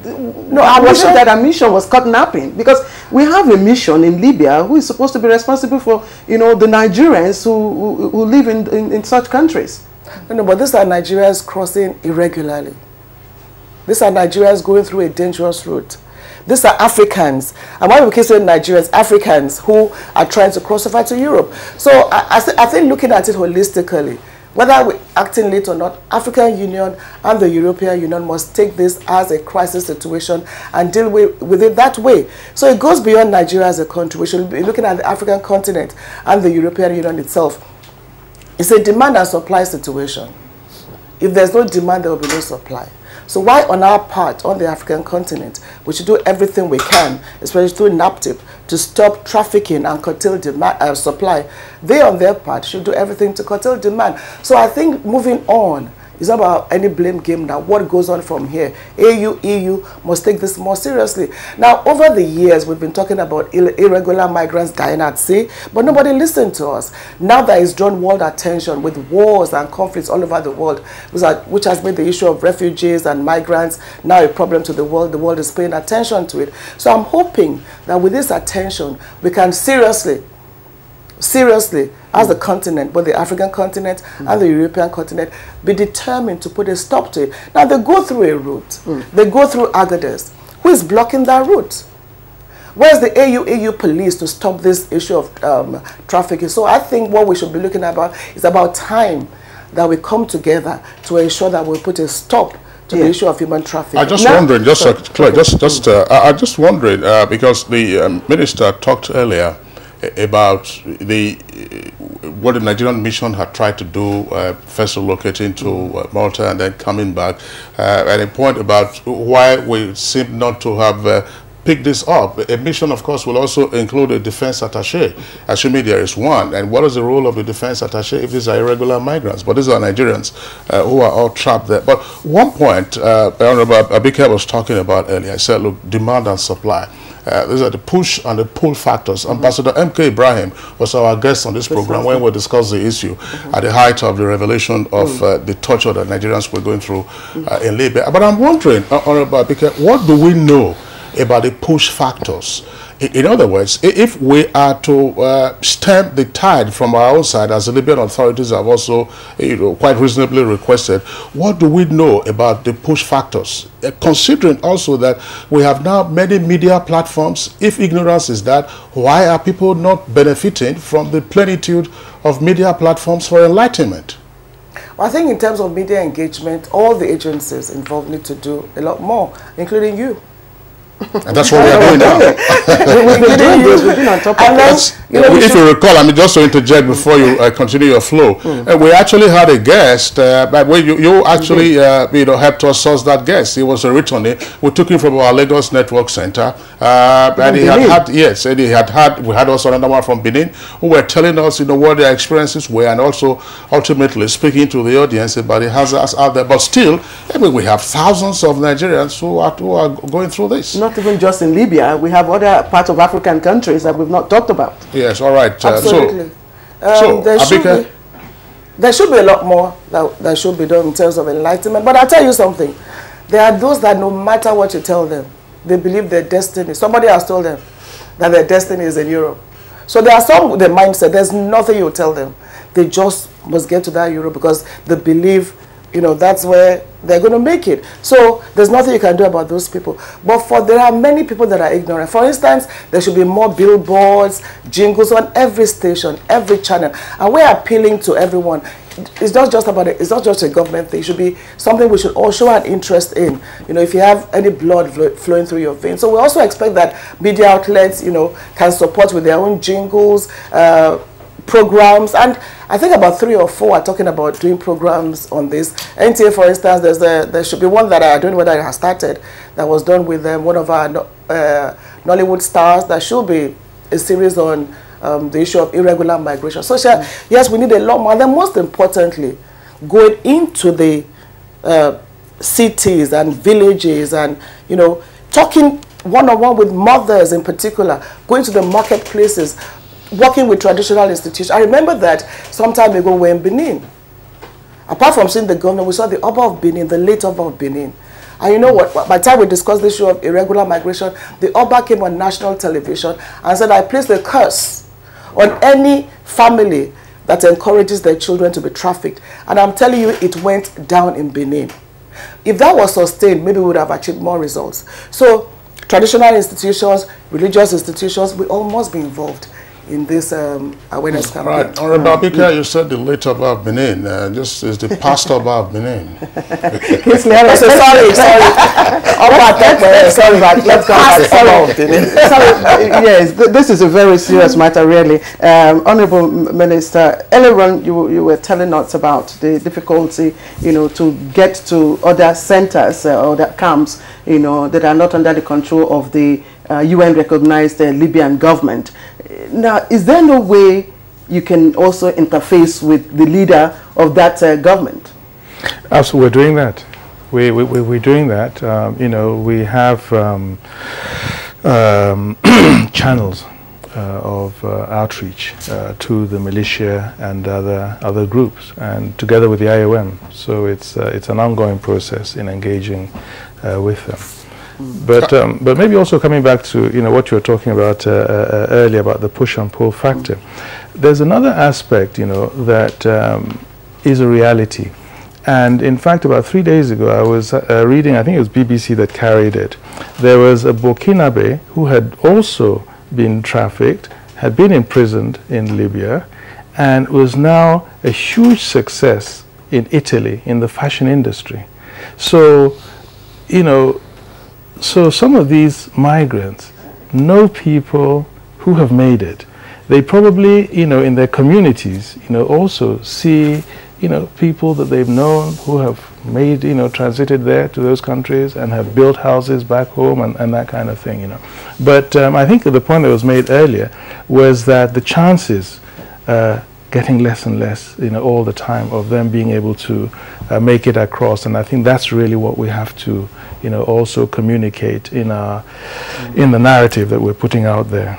I'm wondering what the scope of your work plan is, because based on the comments that the other guests have made and then matters arising from your mission to Libya, how is your mission planning, for instance, to engage with the Governors Forum to brief them on what you had seen and what the shared responsibility would be? Because Agadez is right there in the Niger Republic, but we understand that part of the halfway houses where the migrants are affected, you find them in Katsina, you also find them in Kano, and yet there are governments in those places. Absolutely, and I think you're right. It really is, and I think that's the vision of Mr. President, that it's going to be, we're all stakeholders in this, and at every level. And yes, as we prepare the report that will be presented to Mr. President, recommendations will be made as to how we tackle this issue. But it's absolutely essential to get our border measures right. I think that is really almost a starting point, I would say. All right, let's bring in the DG NAPTIP. Again, borrowing from MK Ibrahim's, right up. He quoted someone as saying that, look, majority of the Nigerians who, ply these Mediterranean routes are seeking for greener pastures. That we're actually, African nations are actually pushing, in quotes, their people, out of the country. And earlier on, Honorable Abike Dabiri talked about, hey, this is not just poverty. That's much more to it. So in reintegration and, rehabilitating these people, what are we doing? What is the form that it's going to take? Yeah, before I go to rehabilitation, I really want to point out that truly 90% of the cases we've seen are just purely that of ignorance. And talking about awareness, don't forget that most of those irregular migrants come from communities, and we're talking of awareness. We've been doing a lot on TV, billboards, radio, but do they have access? That's what we should be asking ourselves. Most of them don't even have access to the internet. Most of them don't have access to power, so it's difficult, except we take it to them there, which is what we've been doing. So we go to the communities and take videos to them and show them these graphics. So it's not about TV, radio, it's about getting to them, engaging them, the community leaders, the faith-based organizations, and all of that. Responsibility is that? NAPTIP has been doing that, and we're still doing that. Now, coming to rehabilitation, we have shelters attached to all our offices, and what we do is when these returnees return, we take them, or when we even get some of them on our own, when they are intercepted and all of that. We keep them in the NAPTIP shelters. We counsel them, take care of their medicals, and rehabilitate them while they are in the shelters. Because it is a very big mistake to bring them back and let them go after 2 days. That is a very big mistake. But at NAPTIP, we keep them in the shelters, and within 6 months, they are rehabilitated. Whatever skills they want to acquire, we give to them. Some of them have gone to schools, universities. We have some who graduated recently with 2-1. They did very well. We have some who are about to go into the secondary schools, because not all of them want to go back to schools. So some of them, acquire skills, and afterwards we ensure that we follow them up for the next 2 years to ensure that they are not re-trafficked after a while. All right, thank you very much, DG NAPTIP. But you just talked about perhaps the challenges that you've had, or the challenges that were always there with regard to communication, trying to drill down the message to the communities where some of these trafficked persons come from. I'm wondering, this question is an open one. Oftentimes we complain about our universities and the fact that probably some of them don't get to do research and studies that are relevant to our needs. This is a major social problem.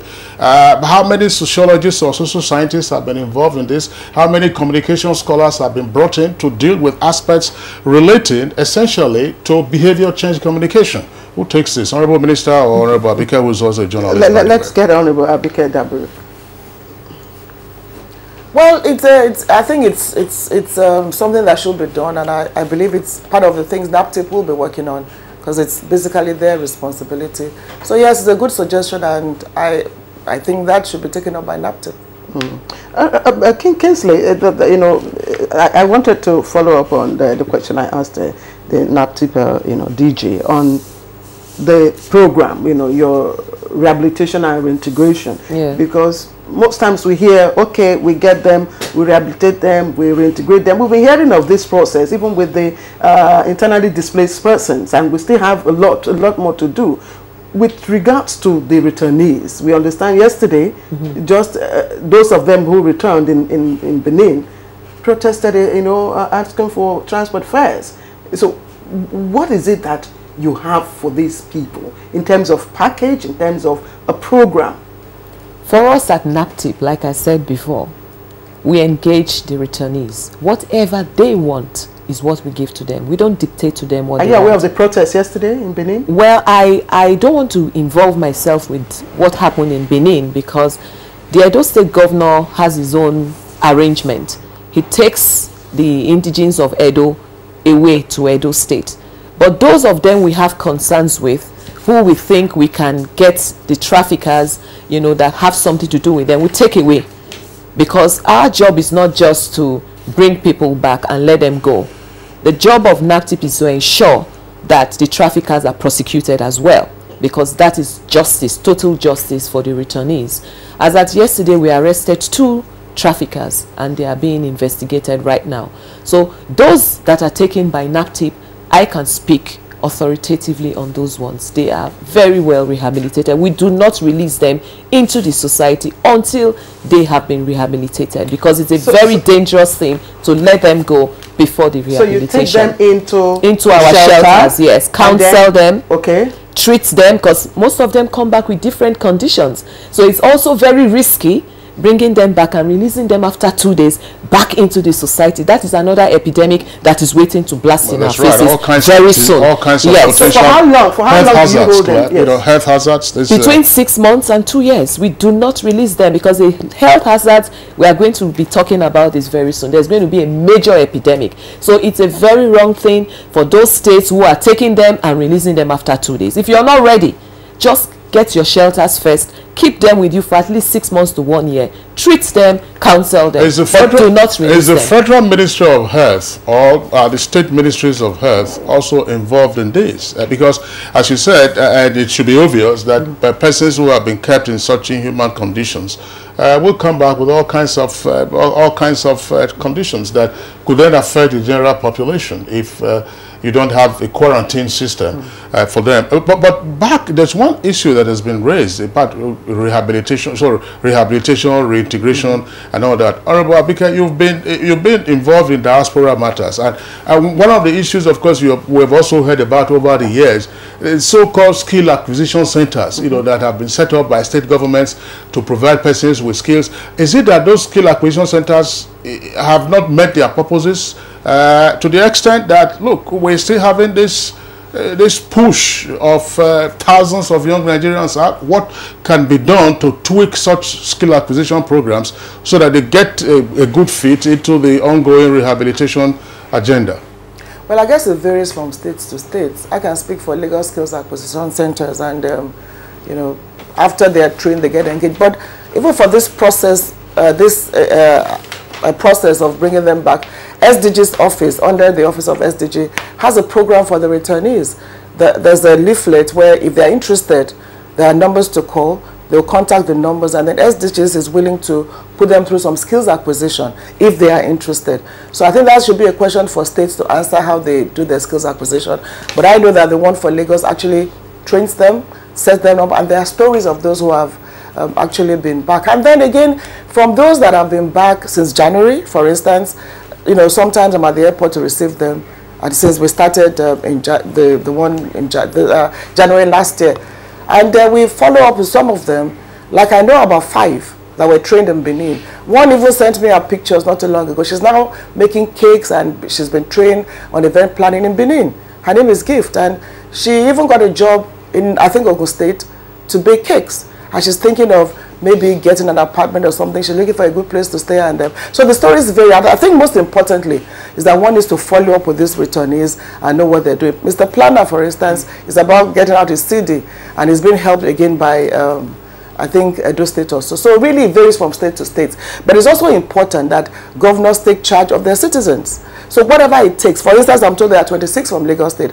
I expect Lagos State government to take responsibility for their citizens, take them through skills acquisition, rehabilitation, and recovery. You can't leave all to the federal government. They come from states. And I think that has been encouraged by the federal government to ensure that state governors take responsibilities for their citizens. What can you say if state governors, you know, do take responsibility of their, you know, citizens? And we have, for instance, what has happened in Benin yesterday. That's not a good development, is it? Yeah, we're talking of thousands. You know, so it's something that the committee under the minister should engage the governors on. they are your citizens and you have to take responsibility for them. You know, some states come and take their citizens, like yesterday we're told Edo, Delta, Imo, Enugu. So they should be working with agencies responsible to ensure they go through the process of recovery and rehabilitation and all that. So states need to now get more involved in what is going on. Virtually every state in the country. You can't leave everything to the... We're talking about thousands, and they came from various states. You know, so that is an area that should be exploited effectively and judiciously. Yeah, wait, there's the issue again of deterrence. DG Naptip was talking about the latest arrest of 2 alleged traffickers. But I'm sure, I don't have any study report on this, but if you were to ask Nigerians just using a grab sample, you are likely to find any warm reception to the view that, oh, traffickers have been apprehended or are being prosecuted and then facing appropriate jail sentences. Or even if they are, nobody can put a name to the faces or a face to the names. You know, previously we never advertised, you know, or named, you know, traffickers. But now we've decided to name and shame, you know, because a lot of people do not even realize that NAPTIP has gotten about 336 convictions, and, you know, we prosecute, you know, lots of traffickers. So now going forward, we're going to be naming them and shaming them. So maybe Nigerians will now realize that this is real and NAPTIP has been prosecuting traffickers. Okay, now back to the Honorable Minister of Foreign Affairs. There was an opinion expressed sometime as to the capacity, the current capacity of the Nigerian mission to deal with this issue, and therefore a suggestion that other than Tripoli, where we have our mission, there ought to be a consulate. There's the name of some stopover point that was mentioned on the route from Agadez towards Tripoli. I'm not sure, I think it's a name that starts with an S. You have Sabra, is this a matter that you need to consider? Yes, in terms first of the size of the diplomatic staff in Tripoli, and then as well as contemplating the establishment of a consulate elsewhere in Libya. Yes, you know, of course, but as you know, as you yourself acknowledged, you know, Libya is going through, you know, a very serious situation. We've only just moved our mission back to Libya, you know, so these are things we will, you know, look at, and I think these are some of the good points that could come out of this mission, you know, to have a comprehensive review and assessment of how we address this this whole issue, you know, going forward. You know, the reality, coming back to your push and pull factor also, is that, you know, we as a government have to also build up the economy, you know, because if you don't have enough jobs, you know, we have a youth bulge. 70% of our population, you know, below the age of 35, and we have to have an economy that provides jobs for these young people. Otherwise, you know, it's going to be a push factor, you know. So of course, Mr. President is working extremely hard, you know, and in our economic recovery and growth plan, putting in the building blocks. Unfortunately, it's not something that can be done overnight, but I think that's a reality. You know, if you don't have jobs, young people are just going to be leaving the country, and there's free movement. You know, you can't stop, you know, adults leaving the country. All right, the International Organization, you know, for Migration, IOM, has also been in evacuating returnees in African irregular migrants, and you know, under its VHR program, that's a voluntary humanitarian return program. So is the organization assisting Nigeria, or are we solo on this? No, we're working very much in concert with them, and you know, the delegation met with them also in Libya to coordinate this, and also with the European Union. You know, very recently in Abuja, Mr. President was there. We had the EU Africa AU summit, you know, and of course one of the major items And one of the biggest priorities for European countries is this issue of irregular migration. Mr. President met with Angela Merkel, the Chancellor of Germany, and the sole item on the agenda was the issue of Nigerian irregular migrants. And so, you know, some people tell us, they say that, look, listen, Turkey was given billions and billions of dollars to stop Syrian migrants coming into Europe. Why doesn't Africa also make those kinds of demands on the European Union for those huge resources? And so we're also in discussions with the EU, especially, you know, vocational training and investments, which the EU says that they're now developing a program to invest in African countries involving their private sector, you know, to keep the young Africans, you know, in those countries with, you know, with jobs and skills, you know. So, so we are looking and exploring all the options. What ECOWAS and AU, with regards to the outcome of, you know, the AU-EU summit in Abuja, is there an update on measures that have been put in place? No, because one of the issues they decided on is to address the root cause of the regular migration. Yes, you know, and also the repeat, you know, migrants. So clearly, I think everybody appreciates that you have to have jobs in these countries, you know, and these migrants have to have skills. Otherwise, you know, they're not going to want to stay in those countries if you don't have the skills, you know, to get jobs. So the EU's approach is skills development and investing. I think they realize now that they themselves will now have to, and they're encouraging their private sector to invest in African countries to help the youth develop skills, and so they will have you know, those skills in their countries. You know, last year we had a meeting with the European Union, and I met with Federica Mogherini, who's the EU High Representative. And, you know, I was telling her, for instance, I said, look, because they were telling us about a program for you know, skills to Nigerians being recruited to Europe to work in certain countries. And I said, well, okay, you know, we have a technical aid corps program in Nigeria where we recruit Nigerians. You know, why don't you save that money and use it for us to recruit even more people in Nigeria and to stay here and to, you know, and to work in these countries, rather than them going over to Europe and working there, and then probably afterwards wanting to stay there, and then you have the brain drain as well. So we are looking at all kinds of options, partnering with the Europeans to get our citizens to stay here, but also to have the jobs and to have the skills.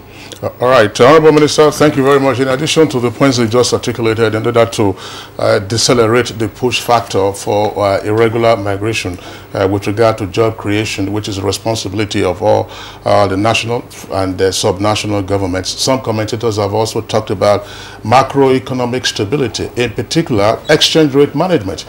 Because I mean, some of the comments that they say, look, if the euro is exchanging for not less than 400 naira or 420, you earn €1, you earn much more than the Nigerian who is employed here back home. The same thing with the dollar and so on and so forth. But let's bring in the DG NAPTIP. What do we know about the timetable for the evacuation of the Nigerians who are still there? Some 5,000 of them you have identified, 1,000 back home now we know. 4,000, what was the timeline for getting them all back if they are willing? In the first instance, 3 weeks, that's 21 days, but it's an ongoing process. After 21 days, if there are more to be evacuated, they will continue to evacuate them, and, you know, as we go along. Well, how long is this? There's a contract for one airline, Max Airline. Is that sufficient? Max Air, is that sufficient? I mean, an aircraft, even if it's a 787, it can only take so many persons. If I'm not mistaken, I think Medview Airline as well as Max Airline were both contracted for this purpose. Honorable Minister, you want to speak to this? Well, you know, the figures we have at the moment are 5,500.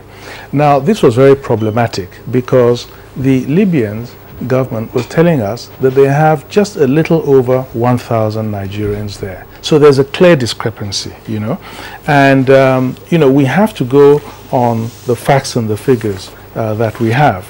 And so we've sent out a team there for 3 weeks, and part of the job of that team will be to ascertain the real numbers of Nigerians that are there, because it's still a very hazy issue. All right, I'm sure this question, Honourable Minister, I'd also like you to respond to it because it's directly related to you. But Honourable Abike Dabiri, in one of the video clips our correspondent, brought back, I saw the Honourable Minister speak a little more tougher than his normal self about negotiations, about getting those Nigerians who are probably in prisons or on death row repatriated to come here to serve the remaining terms. Is there any headway with regards to that? Oh yes, absolutely. The Honourable Minister made it clear that Nigeria will not tolerate any inhuman treatment to its citizens, and the negotiations actually went very well, and he was categorical that will not accept or tolerate such inhuman treatment. And yes, there's a headway in that regard. I'm sure the Honourable Minister can, as leader of the delegation, can speak more about that. Yes, you were a lot more tougher than I've ever seen you. Well, I think the important thing is to achieve objectives. If one is just screaming and shouting from rooftops and nothing is achieved, I mean, it's pointless. But the point is that we don't have a mutual exchange program for prisoners with Libya. So the legal framework for that is not there. But we made the point to them. And they're quite flexible on that, and their position is that if we make the formal request, which we're going to now do, that we can, they'll be flexible on it. They're very, very keen, the Libyans, because they've come under a lot of international pressure, about what's going on there. So they're very keen to, I think, really show the world that they're very reasonable and that the government is in no way complicit in what is happening, that it does not represent their values. So I think we can exploit that to also, get prisoner transfers back to Nigeria. All right, just to excuse me, that's just to indicate that we have reactions, excuse me, please, coming in from our viewers by way of tweets, and those tweets, some of them have been scrolling at the foot of the screen there. But let's take some others now. This one from Amobola Babs. It says, kudos to all agencies of government involved so far in this exercise. That's still the mission to Libya and the evacuation of irregular Nigerian migrants. However, it is not enough to repatriate the hapless victims. We must put down a concrete mechanism that will guarantee a life after repatriation. All right, and Cecilia Okoroma, also your tweet is here, and it reads, NAPTIP must tackle the issue of human trafficking from the bud, that's the home front. It's now a booming business, even at your own backyard. This is from Philip Gomere. It says, Honourable Minister, the DG NAPTIP said in the course of this discussion that there are other camps in addition to the ones that the government runs in Libya. Were you able to visit such other camps? If not, or if so, what is the fate of Nigerians there? And again, a second tweet from Cecilia Okoroma, and it reads, sentiments aside, hope you are all scrutinizing returnees to avoid invading our country with militants that will destroy Nigeria. Dele Jack Solomon has this: as the smuggling networks in Libya are becoming stronger, more organized and better equipped, it's now expedient that the IOM, that's the International Organization for Migration, the UN, AU, EU, ECOWAS, and governments of various nations come together to tackle this inhuman act head-on before it poses a global threat to world peace. Poses a threat to global peace. All right, we have also been rolling, of course, the Twitter. You can see some of them right on your screen. All right, Honourable Minister, that's the question there for you with regard to whether you have a sense of what is happening to other Nigerians who are at locations that were unreachable in the course of your first visit to Libya. Yes, we do. We do. As the Honourable Abike mentioned, that there are Nigerians who live in Libya, and so they also provide a lot of intelligence to us. So yes, indeed, and we are making efforts to retrieve those. It might be a little bit more complex, the negotiation process, because it's not going to be as transparent as ones with the government, but we're certainly engaged as we speak on those. Are there those in the camps, in the detention camps, that are not willing to return? We saw a few of them that were not willing to return, but because of the fears they had, some of them asked questions like, what will happen to me when I come back? Do you have anything for me? I've lost everything I have. And we assured them that yes, the government was going to do something for them. And then they said, okay, in that case, we are going to come back. Yeah. All right. All right. Just, Honorable Abike, let's bring you again. Potentially, is this going to be an intractable problem, or we think that we can get on top of it as a people, as a country? Because there are viewers who are indicating to us via tweet that right now, even as the program is going on, there are persons who are in transit. Still, I think it's a problem we can get over. And first is, those that are returning should be advocates of, you know what, it's not going back there. For instance, there were some that were actually on the streets that we met who got to know the Nigerians were coming back and they wanted to come back. And there they were at the holding camp with their bags packed. And we looked at them. One of them had about 3 bags, 2 bags. Like, what do you have in these bags? We don't even have those many bags, no matter who you are. And she said to us, well, I want to go home. I want to go home. I'm not in detention. Yes, I've made a little money here. I can't even send the money home. I can't do anything with it. So I decided to buy a few things and I just want to go home. And I've also realized that there's no place like home. And they all, you know, chanted that. So the mindset is what needs to change.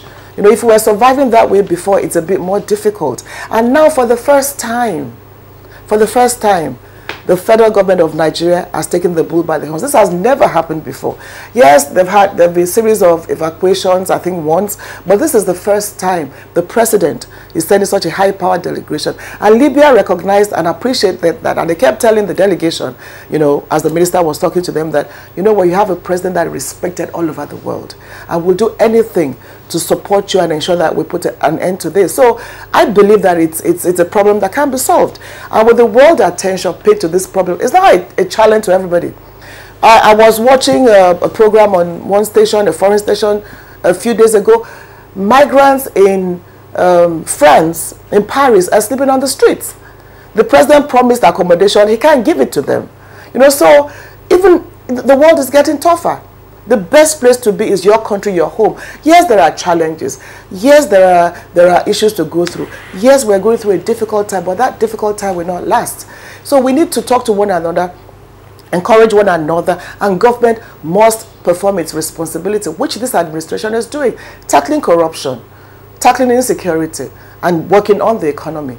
So it's a problem that can be solved, and it's a problem that will be solved. Now, this committee will continue to work on, you know, the other issues of what happens when they get back. So it's a continuous thing, and I believe there's something we all should work together to solve. Look, one of the guys we're speaking with, the IOM guy in Libya, said he came to Nigeria and he could not understand the paradox.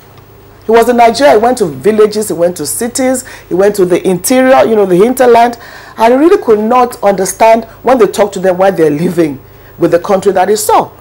He couldn't understand the paradox. So really, it's a lot of work for every one of us to do, and I believe we can achieve results and we can achieve successes. Thank you very much. Apparently, we're not communicating to ourselves properly, and sometimes we tend to exaggerate the domestic challenges that we have. They say some persons will say all kinds of terrible things about Nigeria, and then a young person, you know, who is so impressionable will think that, look, my destiny doesn't lie here, and that it lies elsewhere. And then they go to the desert, and a number of them perish, and others become slaves. But just clear, just one aspect. I'm sorry. The Honourable Minister, let's get your closing thoughts on this. Is this the new phase of citizen diplomacy?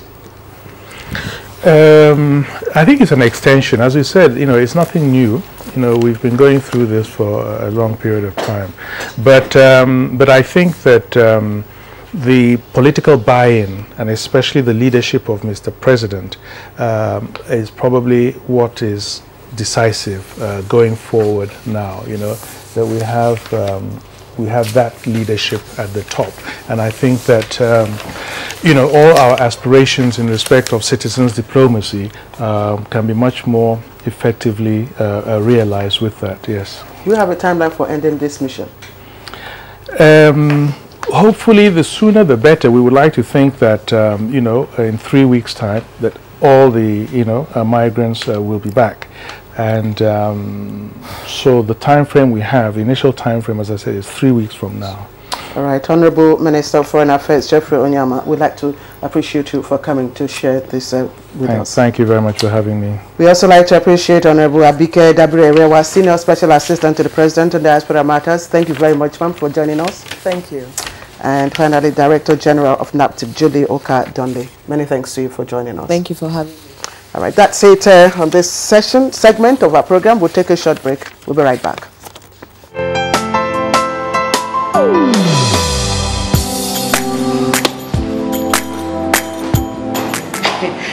Chief.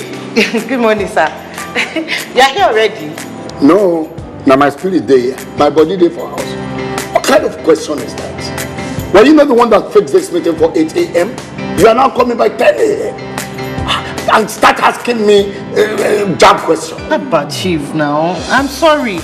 Don't you also go late for meetings sometimes? You know now, African time. No more African time. And no more pancaking of face during office hours. At the end of the day, we will lose valuable time. We will not make progress. If we want to move this nation forward, we must treat business as business and respect time. Change begins with me. Thank you, sir. I am sorry. Can we go for the meeting now, Chief? Better. This message is brought to you by the National Orientation Agency in conjunction with the Federal Ministry of Information and Culture. If you hear a bomb explosion or gunshots of an active shooter, that might be a terror attack. At such times, always remember 3 action words: run, hide, report. Don't try to run towards the terror scene to save the situation, because there might be a second bomb blast or another attack.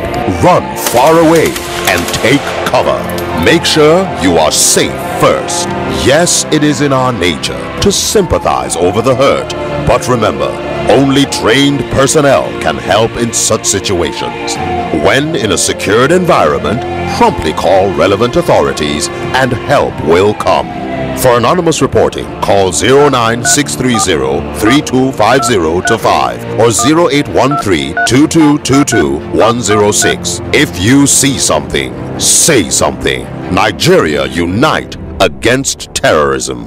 This message is brought to you by the Federal Ministry of Information and Culture.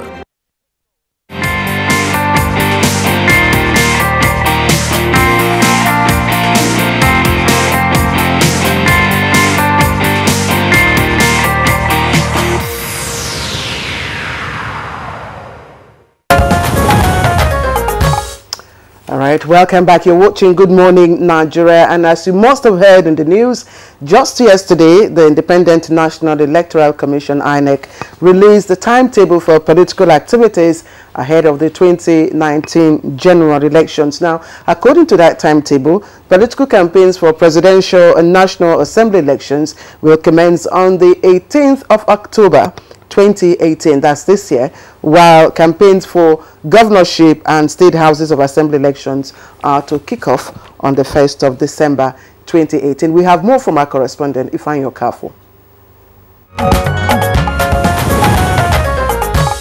The decision of the Commission to fix election dates is to engender certainty in the electoral calendar and to enable all stakeholders to prepare adequately for elections. The sequence of the polls begin with the Presidential and National Assembly elections, followed by the Governorship, State Assembly and FCT Area Council elections.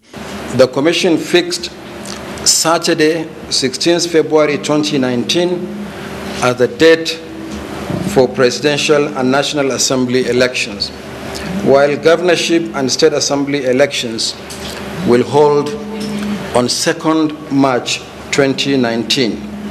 The Commission will conduct elections for 1,558 constituencies made up of 1 presidential constituency, 29 governorship constituencies out of 36, 109 senatorial districts, 360 federal constituencies, and 991 state assembly constituencies. Others are 6 area council chairmen as well as 62 councillorship positions for the FCT. All right. Joining us in the studio right now to discuss matters arising from the timetable released by INEC yesterday is the INEC Director in charge of Voter Education and Publicity, Mr. Oluwole Osaze-Ozie. Mr. Osaze-Ozie, a pleasure to have you join us on the program this morning. Thank you for having me. All right. Well, just give us a sense of the rationale behind the timetable that has been released, including, for instance, the segregation of the kickoff of campaigns for Presidential National Assembly and State Houses of Assembly and Governorship. Well, thank you very much. The outline of the thresholds that have to be met and the times for doing things is actually both the Constitution and the Electoral Act. It is such that it outlines when campaigns, for example, that you mentioned, can take place. It cannot start earlier by political parties in public, cannot start earlier than 90 days to the election, and must cease 24 hours to the election. So having fixed the discretion is for the Commission, according to the Constitution, to fix dates for the elections. So having fixed the dates of the elections, you now work backwards. When is 90 days to the election? And that's why for the Presidential and National Assembly election taking place on the 16th of February, you work 90 days backwards. While for those of the governorship and state houses of assembly, the same principle applies. That's why you have two different dates for this. But it's quite clearly spelled out in the Electoral Act. So basically, we're guided by those legal provisions. When we were having our newspaper review, and Bayo Tobi was right here with us. We discussed this point, and the practical reality is that the nature of campaigns, it's all involved, it's all encompassing. So you have the black letter of the law, but is this reality likely to be brought, under the law, as it were, from the convention that we have? I know that you're a lawyer as well, so. Yes. Definitely, there's some gray area because when it's a campaign and when it's not a campaign. So basically, the distinction has to be drawn. But unfortunately, the law does not define what campaigns means. In every democratic setting, meetings are allowed, processions are allowed, and such. But when you there's some gray areas and there's some very clear-cut areas. When I come out and say Uzi wants to be president in 2019, I start campaign along that line. That's a campaign. Congratulations. There are several Uzis, not me. there are issues that are arising there for those gray areas. But certainly, if you read the text or heard the text of the chairman's briefing, he did say that, look, we can succeed only with the cooperation with all, and everybody, both the commission and the political parties, the candidates, aspirants, have to abide by these guidelines. Basically, I think it's so that they don't overheat the polity. That's why I say, look, those who are governing, let them concentrate on governance. Those who are aspiring, the aspirants can meet their party members because primaries are only limited to party members. So I think that is basically why the law is there. I'd like for you again to clarify, so that everybody understands what is meant by campaign, by INEC, provisions and the Electoral Act. Yes. What does campaign mean? And when there is an infraction, what are the measures that INEC might likely take? Well, regrettably, as I said, campaign is not defined in the Constitution or in the Electoral Act. And as far as I'm aware, there hasn't been a judicial interpretation or definition provided. So we are left to our own devices.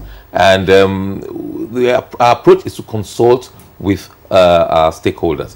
Look, there are certain clear-cut things that are campaigns. If I put up a billboard and say, Mr. X wants to be governor of this particular state in 2019, that is an outright campaign.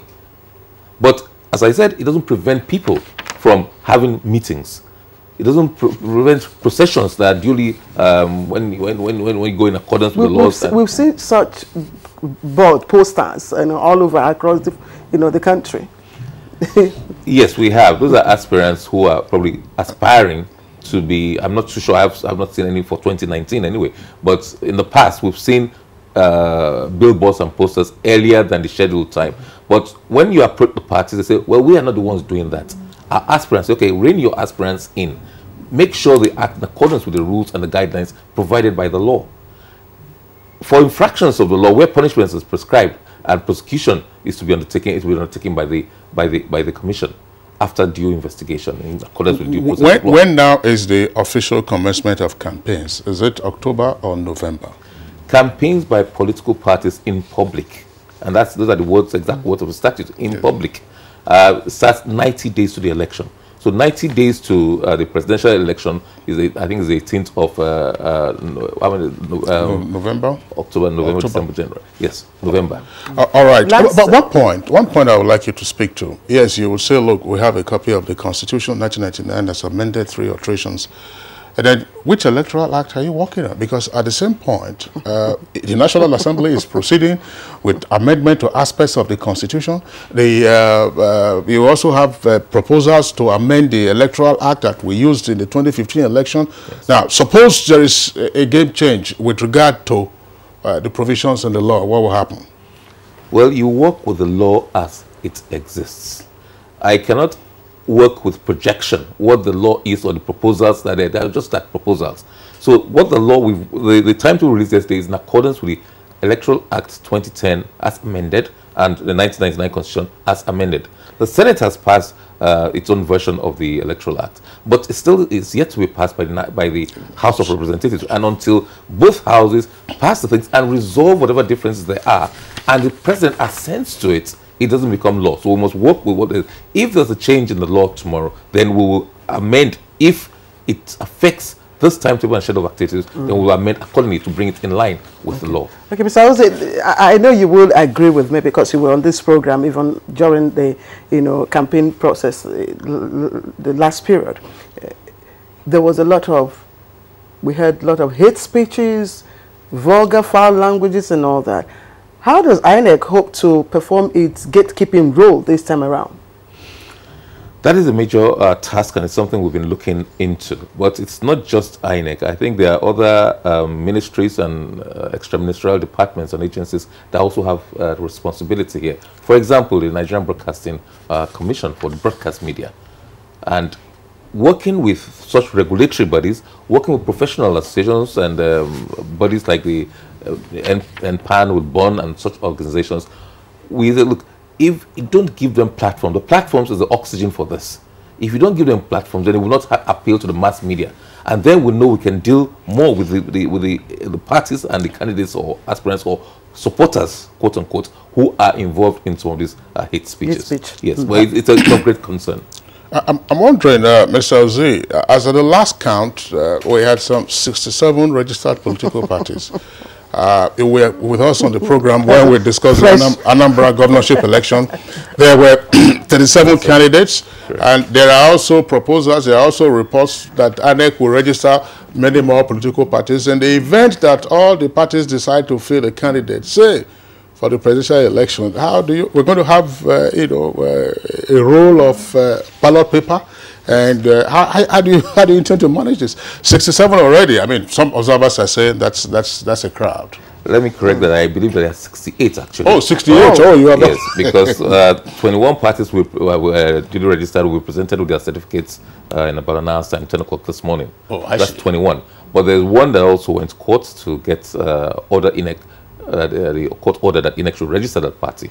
So that's 22, and then we have the 46 that were previously in existence. Okay. Yes, a lot of people say it's unwieldy, but don't forget, again, as I always say, I've come here several times to say, look, this is what the law says. And recall that when INEC put certain conditions, for example, having offices in at least 24 states of the Federation, some people went to court, challenged it, and said these associations were successful because that is not what the law says. That was when Balari Rumsa and the people like late Gani Fawemi went to court and challenged INEC for that. And people some people were quite pleased and said, open up the space. So we have opened up the space in accordance with the law. And I don't know whether more will be registered. All that meets the requirements at the particular time, because 6 months election must stop that, will be registered. So there's all there are talks. You'll stop that when you stop registration when? 6 months to the elections. That should be sometime if you pull that back around about August, I believe. Yes, that's about July or so. Okay, we've had talks of merger, between political parties. Yes. Is that been considered? It's not being considered. It's for the political parties who wish to merge to consider it. Yes, quite conceivable. Don't forget, prior to the 2015, just before 2015 elections, several parties merged. So yes, it's quite conceivable that some parties will agree to merge. Mr. Lowale, Kesley, have any questions? No, not anymore. Let's see when the actors, get on the stage, they will get to we'll get to Sazel's back. and we do look forward to an election free of hate speech. Honestly, we look forward to that. Indeed. That's the responsibility of the gladiators. Yes, and also the umpire. Regulators. Yes, and also the umpire. Of course, we hope now that some of the menaces that we had seen with written elections, inconclusive, card reader, and all of that, ANEC is working on those. Well, let's not go to that debate of inconclusiveness again, because we'll go back to reasons for that. And don't forget, we're talking about a rule for ballot papers. Don't forget that there are proposals that independent candidates will be allowed in the nearest future. That's right. So we'll see. But those candidates must come up before August. Director of Voter Education and Publicity of Independent National Electoral Commission. Always a delight having you on Good Morning Nigeria. Pleasure. Thank you. Have a good day. Thank you. All right. All right. This is Good Morning Nigeria. Let's quickly take a look at a peep into the weather forecast for the rest of today. Welcome to the weather forecast. Dust haze conditions are expected to prevail across the extreme northern parts of the country within the next 24 hours, while haziness is expected to prevail across the central parts of the country. The inland areas of the south should be in partly cloudy to cloudy conditions, while the coastal belt should begin the day with mist and foggy conditions, which is expected to transit into cloudiness, although there are slight prospects of isolated rains over Port Harcourt, Calabar and Yenagoa axis during the afternoon period. I leave you with the temperature details. Thank you for watching.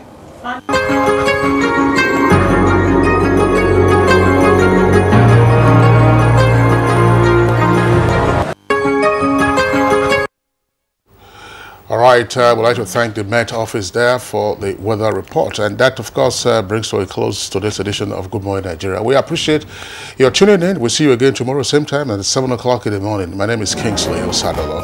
I am Claire Delabo Abdulrazak. Thank you for all your tweets, and we hope you keep them coming. Tomorrow is yet another day. But don't forget to watch a repeat broadcast. Same time, 5 minutes past 5 later today on Channel 101 Start Time, NT News 24. From all of us, goodbye.